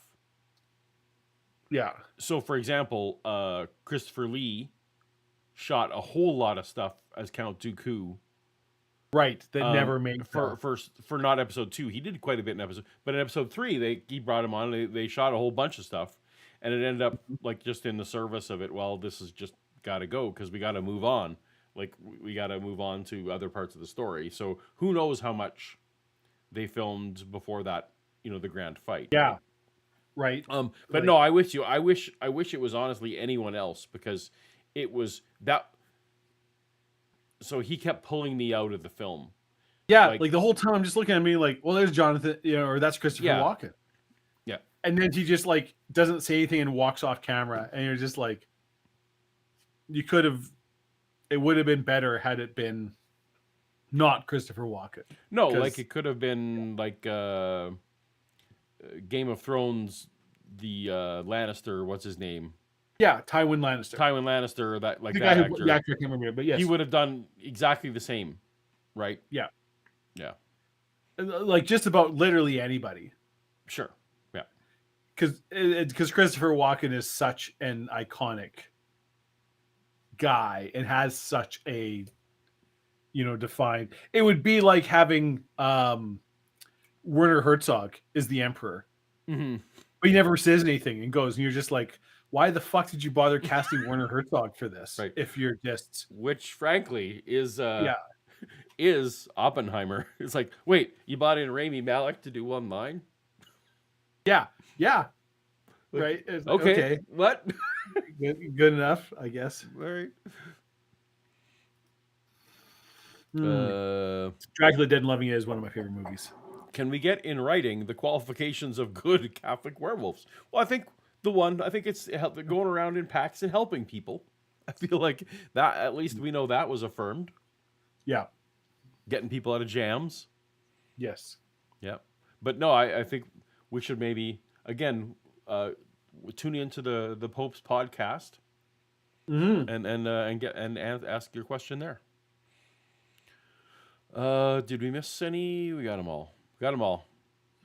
But now I'm seeing directed by Francis Ford Coppola. That's right. I remember that now. Yeah. A lot of conversation go. Oh shit! I just thought of. Well, I'll talk to you about it outside of stream. Yeah, let's talk about it later. So, but yeah, also, this is a totally unrelated question to literally anything we've talked about today at all. It just hit my mind, and I want to talk to you. But Dave, we have just it has to do with our personal lives. So let's move on. Yeah. Speaking of our personal lives, we've just hit 3 hours, and you have work in the morning. I mean, I will be awake for at least 2 hours. Okay, so we can go a little longer. We can go a little longer. All right. Don't stop. And plus, I have this whole drink. All right. Well, we'll at least go to the bottom of the hour, and we'll see how we feel. Now we're just drinking rum and cokes like an animal. Like, best way I can describe it is a stream of energy from my chest. At which point I invoked the name of the Lord Jesus Christ, and the bird disappeared. I was like, what were we talking about? Oh, right, the shaman. He had a bad shaman experience. Yeah. A large blue bird came and talked to him. Yep, he invoked the name of Lord Jesus Christ. Right, and right. The bird I just disappeared. needed to reset on where we were in the show. Okay. That's a good point, Space Lord. $75 in the super chat. Walk and Dune prophecy fulfilled. He was the weapon of choice music vid. That song has a line about him walking without rhythm. Oh, okay. Walk without rhythm and you won't attract the worm. That's right. Is a line in the song Loaded Weapon. But is this also weapon now of a choice, reference to the what was the music video he did where he was dancing? That's that one, Weapon of Choice. Oh, that one. Okay. Where he's dancing in the hotel and I love that one. Love that one. So a line in that song is walk without rhythm, and you won't attract the worm, and it repeats over and over. That is a Dune prophecy. Wow. Yeah. Nice. And my question on that would be if what your thoughts on shamanism were generally, and if it is reported to be a positive endeavor by those who practice it, why I ended up having this negative confrontation. That's one story that I'd like you to comment on. The other is that my father passed away about 4 years ago under very painful circumstances after long protracted illness. Yes. And about 2 months ago, I had a visitation from him. Did you see him? I didn't see him. I was upstairs and I was asleep. At least I believe I was. Yeah. And I felt myself moving downstairs, and I picked up the phone because the phone was ringing, and it was him. And he said, if only my father would have said at times, that things sure are different on the other side, and which is very characteristic of something he, like he would say. Yes. And it was. This is an odd pairing too. This is a two-part question. Yeah. What do you think about shamanism? And also, let me give you this weird story about my dad. About the time my dad talked to me from beyond the grave in my dream. Yeah. I feel like we're not going to get to part A of that question. I feel like that's just gone now. Yeah, we've moved on. Yeah. Amazing, because I wanted to ask him a million questions about, how he died, some family conflicts that had arisen from the circumstances of his death. Course. And he said, I don't have time to talk, but just be true to yourself, be happy with who you are, and I'll talk again later. All right. So that's what bothers me. It's way over there. I'm not going to get it. Like the big giant resurrection book that I was reading last month, but it's like the last couple hundred pages of it was about near-death experiences for some reason. And yeah, they're all of this weird type, is like encouraging messages, just vague, things are fine, keep going, champ, stuff. Mm-hmm. I liked what the caller was saying. I wanted to ask him, like, give me details about family drama. Yeah. Because that would be great confirmational type things that you could, like, oh, that's like real things. So, your real dad was, Larry down the street. Those are things you could go and investigate. Yeah, the whole, you're doing great, champ. Not as, anyway. Yeah. Things sure are different on the other side. Things sure are different on the other side. Oh, well, afterlife confirmed. Afterlife confirmed. Yeah. The Kenneth. Hey, friend. Go ahead. It's their fifth contribution to one of our streams, Paul. At Dave, live in Farscape or rated Lex universe? So I don't 100% understand the question, but I watched every episode of Farscape and I watched every episode of Lex. Would you rather live? I'm wondering, would you rather live in Farscape? Farscape, absolutely. The Lex universe is not a good universe. It's dark as fucking hell. It's bad. Yep. But featured 1,000% more boobies than Farscape. So good job. That was a German Canada sci-fi collaboration. So you're saying, did you ever watch Lex? I've seen neither Farscape nor Lex. You never saw any Farscape? Oh, that surprised me a little bit. I saw a little bit of Farscape and not enough that any of it stuck. It was just like, I don't get what this is. They look like weird costumes. I don't know what the politics are going on. It was a good classic like if you watched it through, it was like a good sci-fi story with that went. It was very much reminded me of kind of like 60s, 70s sci-fi where because it was Jim Henson, right? So it was like there were puppets, and it's like, yeah, okay, so like we all can see like this is a puppet. Yeah. Not it's not like a super, we get it. I can see the puppeteers. I can see but whatever, you just fucking move past it. And accept it. It's like when you go Labyrinth is one of my favorite movies, so like it's fine. But also, as I recall, in my life, at the same thing. So I didn't, because of where I was working, and then like coming out of it, I didn't consume a lot of media while I was there. So coming out of it, I remember Battlestar Galactica and Farscape were available to me at the same time. Right. And Battlestar Galactica is just so much more my vibe and thing. Like you're talking about like the Lauren Green, like the 70s Battlestar. No, the new one. The new one. Oh, okay. Because Farscape predates. I know new it was model. old. I know it was old, but when I I was introduced to it was at the same time, and so then it was like, what's this silly old thing versus the shiny newness, the depravity that was. Yeah, I would absolutely watch if I had been in that same situation. And here's the two, but yeah, I watched Farscape when it was like I didn't. I missed it somehow. Just like Doctor Who, I didn't come to at the time. Like I came to Doctor Who very late. So, but I mean, Doctor Who is still being made now. So it is. But Doctor Who also has some of the classic, at least has some of that. Like I watched when I was a child. I would rent Doctor Who.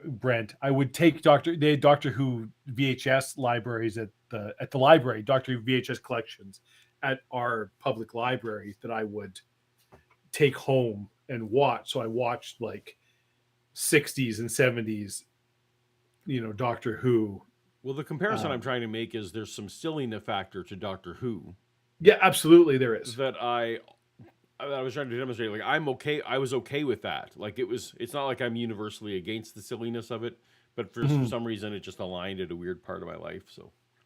But at the same time, if I had a choice of, if I had never watched Doctor Who, and I could watch, Tom Baker Doctor Who, which is my favorite Doctor, but had never seen it, and I get to see that, or like the modern David Tennant, Matt Smith, Capaldi, whatever, like the new stuff's gonna be like, it's so much better. The production values are so much better, right? Like there's no comparison if you haven't seen that in that. So I get that. I get what you're saying, right? Like it's kind of like if you have a choice of watching an MCU movie in the theater or going to an actual amateur theater of something where it's like, okay, so there's like a guy dressed all in black spandex who's like moving a ghost, and everybody in the theater just like, okay, we get it. We don't see the guy in black. This is a ghost.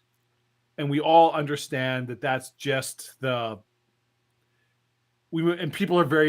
on stage are very scared of this ghost, even though we can all see this is just a sheet being moved around by a guy in black spandex with sticks. But there's that convention you get like, no, this is a very scary ghost. Right. So that's kind of with Farscape or the older Doctor Who's or whatever, where it's like, yeah, we can clearly see the zipper on the back of this suit. But for the purposes of this show, we're willing to, in your head, substitute scary wolf alien. Do you suspect that Farscape would hold up if I was to throw it in now with a fully open mind? I think you would, because the themes and the writing and the characters are solid. Okay. Right? Like it's a very relatable, character-driven story. So like I think you would, if you watched like a full season of it, you'd be like, no, this is good. And you would be drawn in and you'd probably watch the rest, right? Well, maybe I'll check that then. Yeah. So that's the thing, right? Like a good story is just a good story. It doesn't honestly matter kind of the medium that it's told in. It's just, and Farscape is a good story. Yeah. Rosina sent what is going to be very niche, a very niche super chat here. Yes. Clara Oswald is the timeless child. She stole a TARDIS and ran away from Gallifrey. I don't feel like that's as niche as some of the shit we've just been talking about. Maybe not. Maybe not. Yeah. It's interesting. So now we're just way off Art Bell. We're just.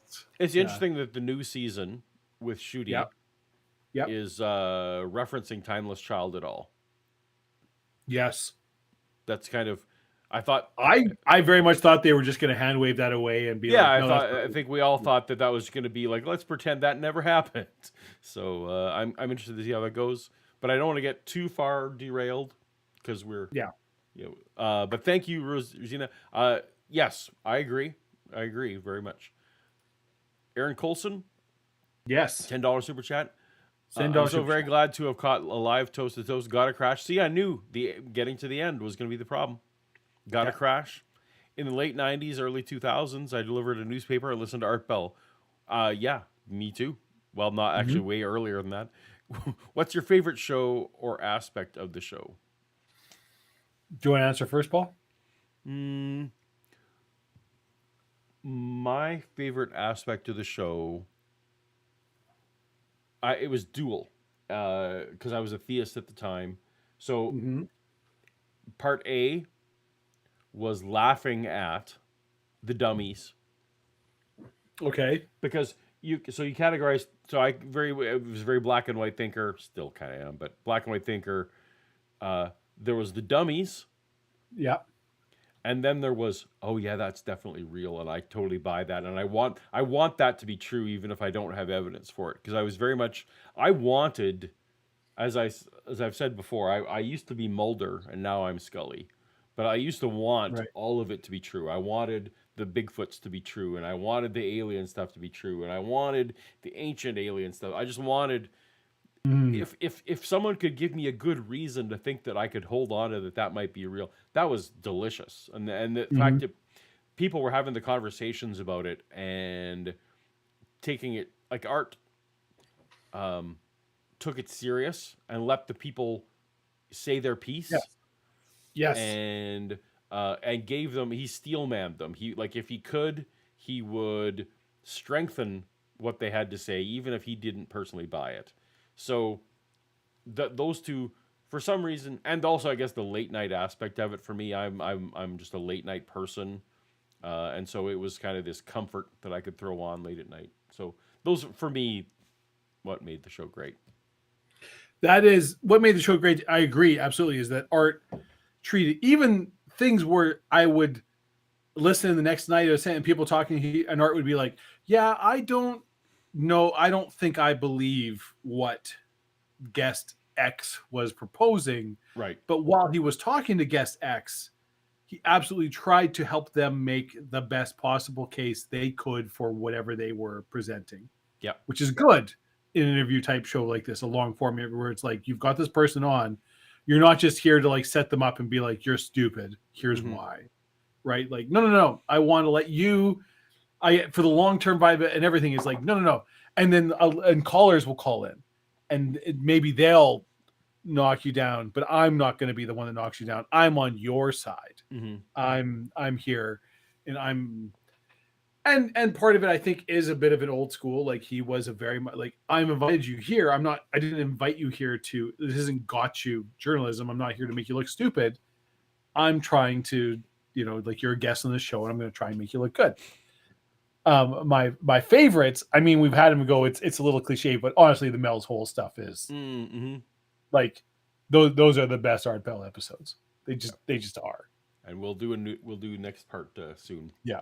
And there's a lot of Art Bell that I love, Faces of Mars, a lot of Atlanta stuff, all those things, but the Mel's Hole stuff is just. So I will say, prior to the internet being huge, so Art was on obviously before 95, and Netscape, was a dominant thing. It doesn't translate now, and I've listened to episodes now. It just doesn't work. Like, I wouldn't put it on this show, but Art literally would do shows where he did like kind of the news. Yes, he would do.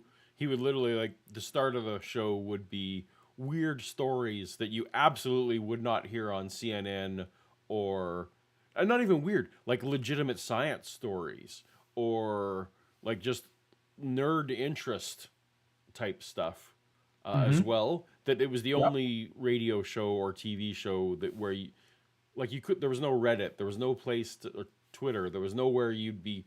Yes. Like, I could find out some crazy but true, like, science paper that just got published. You'd hear it about it on Art Bell's show and nowhere else. So there was that aspect of the show that I also appreciated that doesn't translate to now. Like, because now it's like, well, that's just a 30-year-old science paper, so whatever.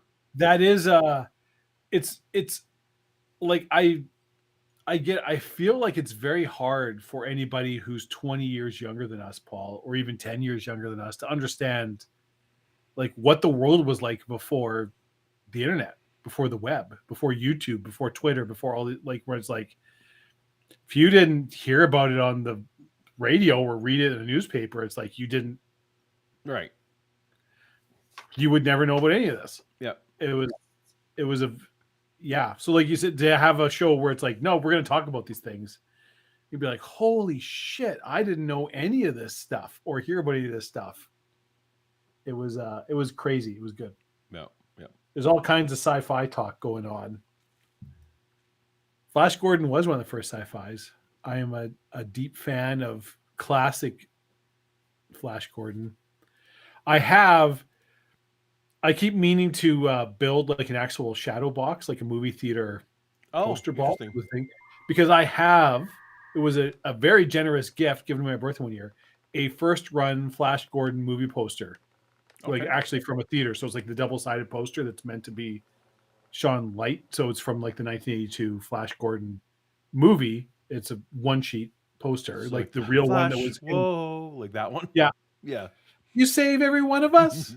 Yep. Queen. Okay. Or that was Queen. Yeah, it was Queen. Yeah.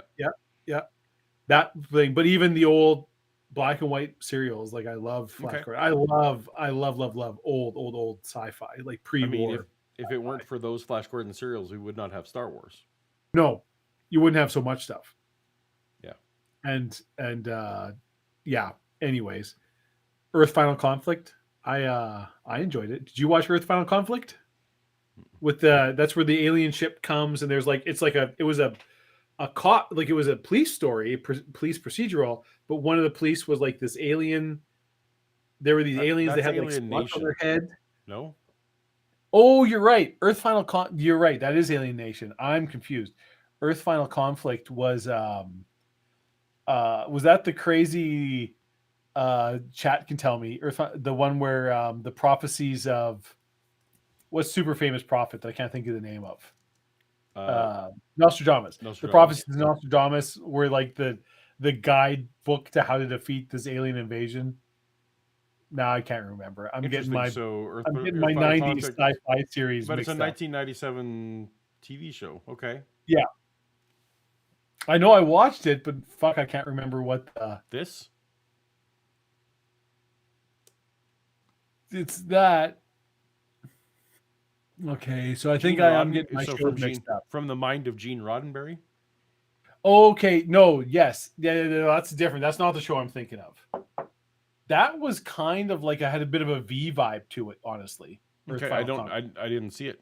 It's like where the aliens show up and they're like, "Oh, we're here and we'll help you out right now on Prime Video." So yeah, we can solve a bunch of your problems and give you this technology, and then the whole thing is like, but what's the like, do the aliens have a secret agenda? What's going on? Blah blah blah. So it has a very V vibe to it, right? Where it's like the aliens seem too good to be true. What's really going on? There's the paranoid people who are like, I don't trust these aliens, and they're going behind. So 97 to 2002, I was busy. First Wave, yes, sorry. First Wave was the Nostradamus show. I was busy making Star Wars movies, so I just wasn't in my. It was a low budget sci-fi show. You didn't really miss anything with it. Conflict. Jay Victor, so you're saying Coast to Coast is more about people telling stories than finding truth? Absolutely. Yes, absolutely. Yeah. And in fact, Art would have very much he would have hated it if any story ended with this is definitively correct or definitively false. Like the ambiguity of it, I think, was one of his favorites. Yeah. So yeah. I mean, he straight up didn't believe a lot of those. Oh yeah, but he would say, like, wouldn't it be cool if it was, or he would, yeah. All right, Dave. So should we do a little more, or are we wrapping her up? I feel like we should do a little more. I still got half a glass of rum and coke here. All right, let's. So are we still talking about the shaman guy? Oh no, the shaman guy asked a two-part question. Yeah, two-part question. What do you think about shamanism? But also. What was the second question? There was something about birds. I can't remember. No, that was the first part. No, he saw his dad. Oh, right. His dad the near death. His dad phoned him from on the other side. Yeah.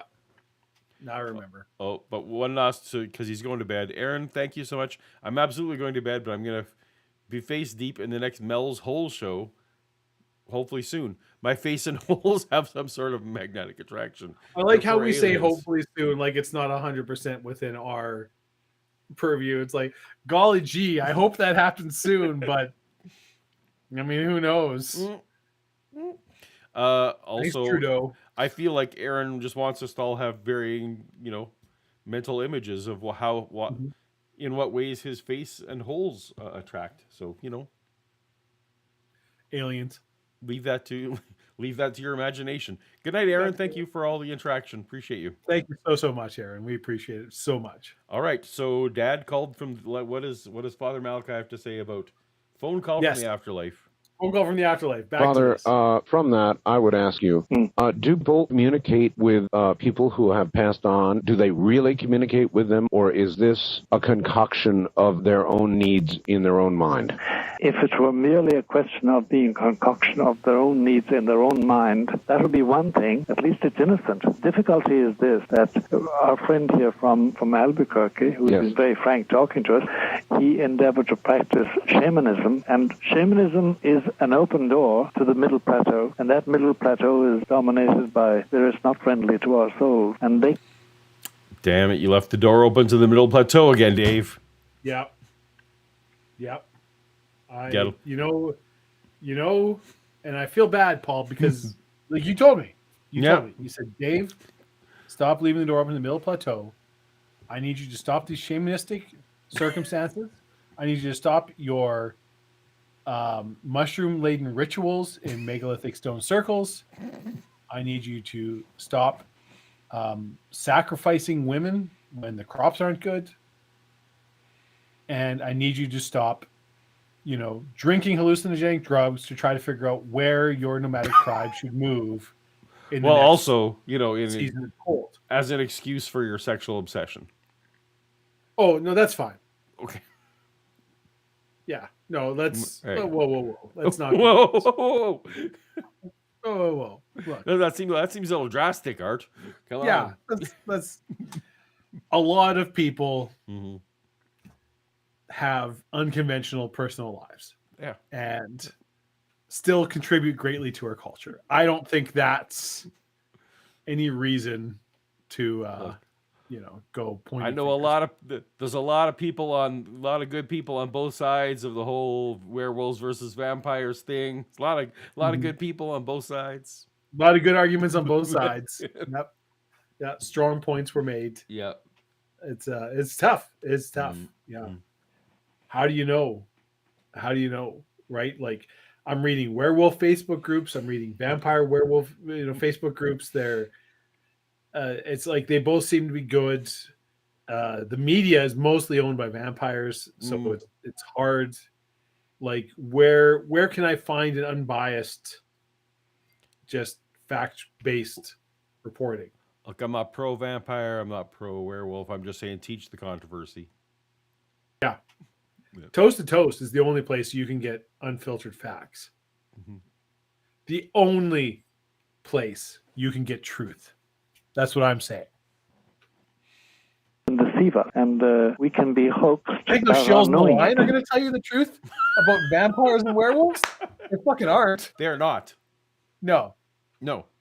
Matt is so deep in the pocket of vampires. Big vampire. He hasn't seen the sun for 20 years. It's unfucking believable. You can see the blood dribbling down. No matter how much he's trying to look like a werewolf, doesn't matter. Yeah, that's a ruse. That's a cover. That's a ruse. Yeah, it's a literal beard, as they say. As they say, literally. But and also especially when it's a question of love, especially when it's a question of somebody, or my sister, my brother, my friend, my wife, my husband, I can be deceived. And there's only one sure way of avoiding being hoaxed, and that is submitting it all to a very sharp rule of discernment. Take a long time to explain right here and now, but it's spiritual discernment, because anything touching the spirit, and this I say also to our friend in Albuquerque, anything touching the human spirit, anything invading my soul, my will, and intellect, that's how my soul has got to, is of prime importance, because I'm sitting duck for angels and devils, and I must make my choice, and I must be careful what friends I make. And I would advise him to be very careful about practicing shamanism. He had one experience which was a warning to him, and obviously he's protected, otherwise that bird would have tore his heart out.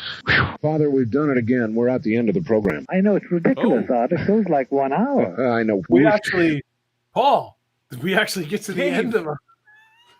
Dave. We got to the end. I mean, we did it by skipping the first 3 hours of the show. We but did. Still, a noteworthy achievement. Wow. Huzzah to us. We got Scotty Orange. Asking the hard questions. Thoughts on vampire dinosaurs? Do you have thoughts, Paul? Because I have thoughts. Let's start with yours. I feel like from our point of view, there is very little difference between a vampire Tyrannosaurus Rex and just a regular Tyrannosaurus Rex. I feel like it's mostly academic. The actual impact on, humans is essentially negligible. Yeah. But you're not close to the notion. You're just saying it's not particularly relevant to our lives, but you're not closed to the I'm a realist, Paul. I deal with practical matters. Right, okay. Right? That it's like, sure, whatever, vampire dinosaur, that's great. That's awesome. You philosophers and theologists can debate the merits of a vampire soul. Right. These vampires are trying, these dinosaurs are trying to eat us. And it does not matter to me whether it's a vampire or just a regular, horrible carnivorous dinosaur. We still need to build city walls and flamethrowers and arm our Cadillacs to protect us from these dinosaurs. If you'll allow me to pursue this on a more practical basis, Dave, just for 1 second, just indulge me here. So is it or is not true that vampires live forever? I mean, until you kill them, yes. Oh, until you kill them. Okay. Yeah. So, but short of, would you also agree that there's a limited number of ways that you can kill a vampire?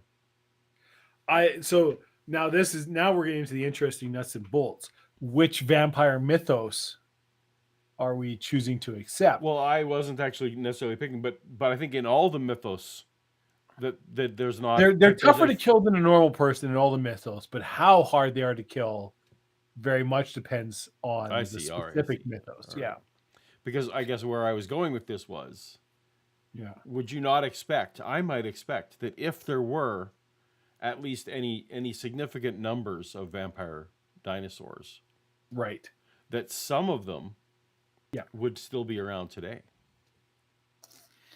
Now that's an interesting choice. Now, granted, they would only be coming out at night. Yeah. And presumably would be in like deep jungles or something like that. Right. At this point.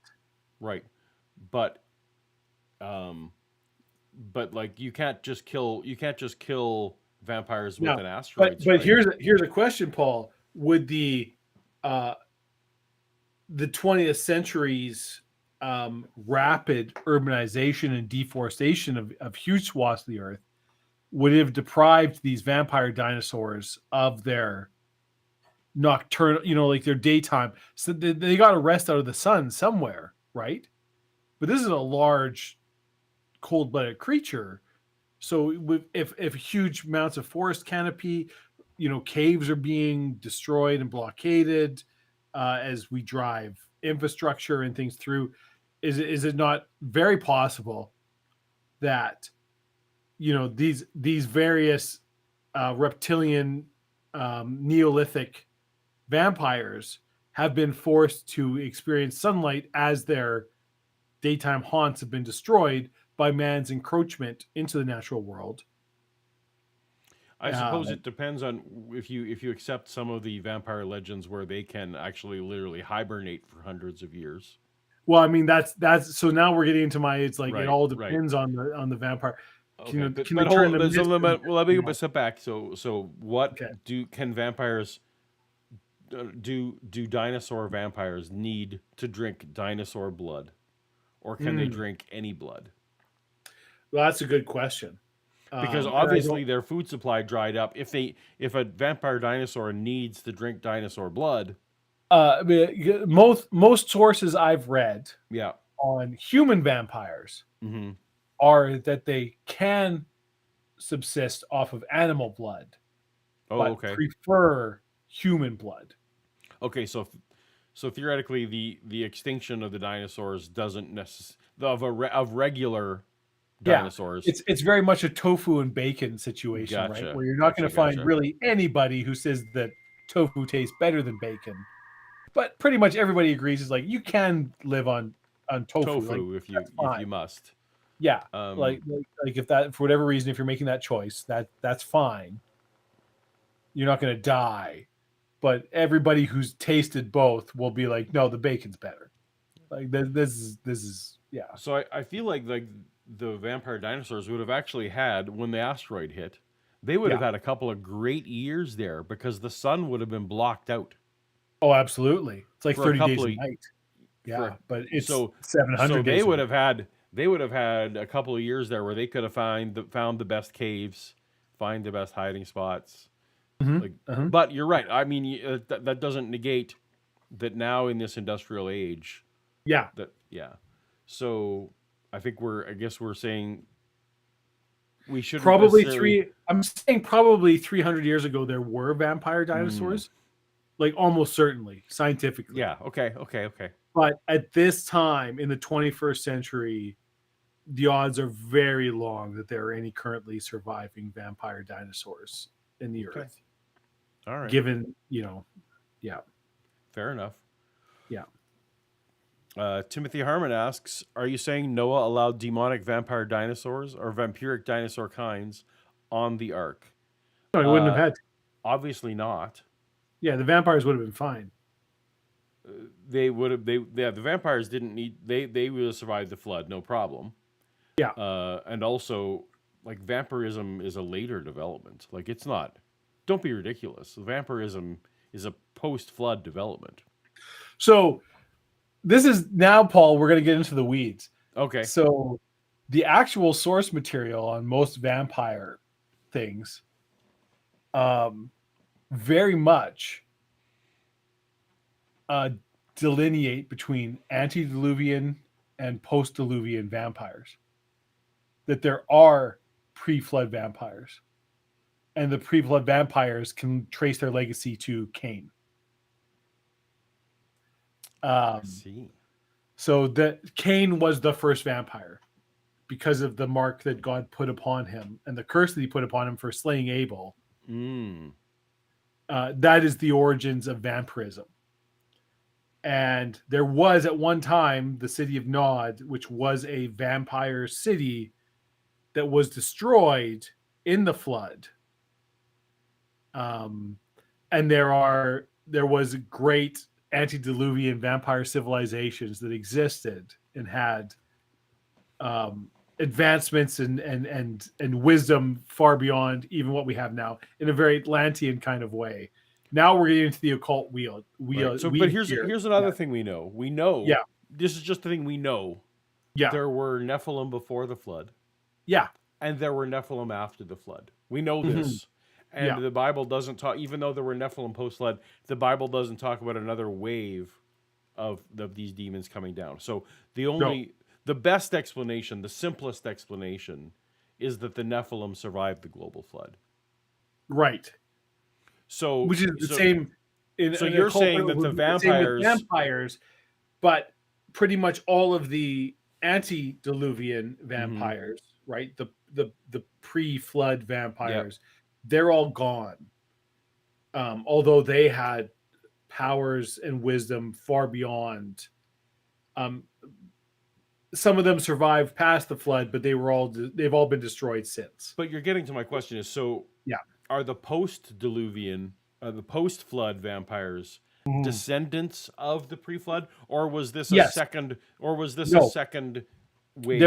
There are direct lineages you can draw because the only way to create a new vampire is from the vampires definitely survived the global flood of Noah. Yes, the first vampire was Cain, who was cursed by God. Right. But every other vampire is directly descended from. And And none of those were on the ark. Like, you're not saying that No. one of the women that Noah's boys married No, was they just survived was the a flood. vampire.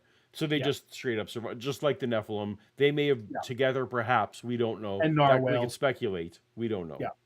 Yeah. Okay. Well, I think we all learned something. We all learned something today, whether or not it's worth learning. That's right. That's up to the viewer to decide. Very good. All right, Dave. Well, we surprisingly came to the end of the show. We did. So, do you have a St. Patrick's Day joke for us? Oh, shit! I should have. Well, I feel like any St. Patrick's Day would probably be pretty racist. Probably. So let's. We'll skip that. We've towed the line on. This has been demonetization enough today. we may not even be on the air anymore. What do I know? Yeah. Okay, a joke. That I haven't told in this show before. Paul. Yes, Dave.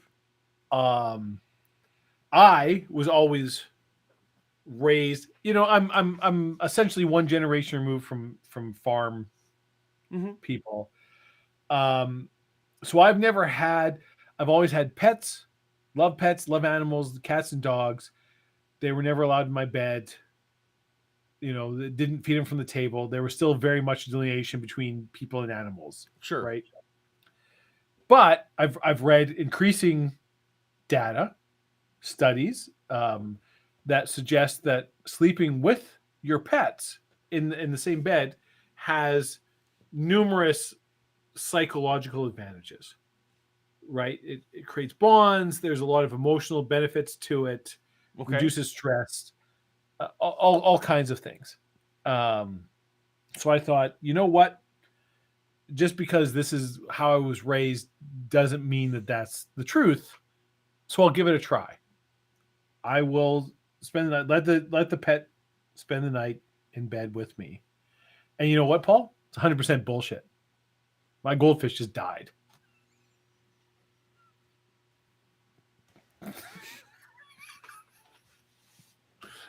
So don't trust everything you read on Facebook, Paul. That's what I'm saying.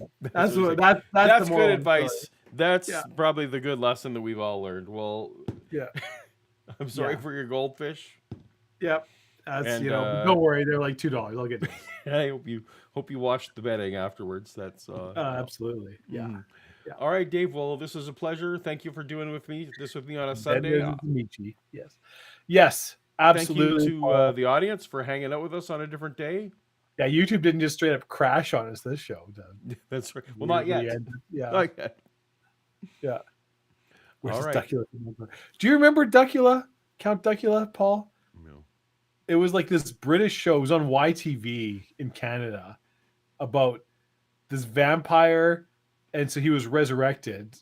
But the nanny that resurrected him accidentally used like tomato juice instead of blood, so he was a vegetarian. Okay. And his butler Igor was constantly trying to get him to kill people, but he was not into it. It was a British show on. This sounds like a terrible show. Network. It was and he had a magic castle that could like transport to anywhere in the world and go. It was whatever. Anyways, move on. All right. Yeah. Well, thank you so much for hanging out with us, everyone in the chat. We appreciate you so much, and we'll catch you next time. Later. And that's the end of our show. And now I wait to hit the end stream.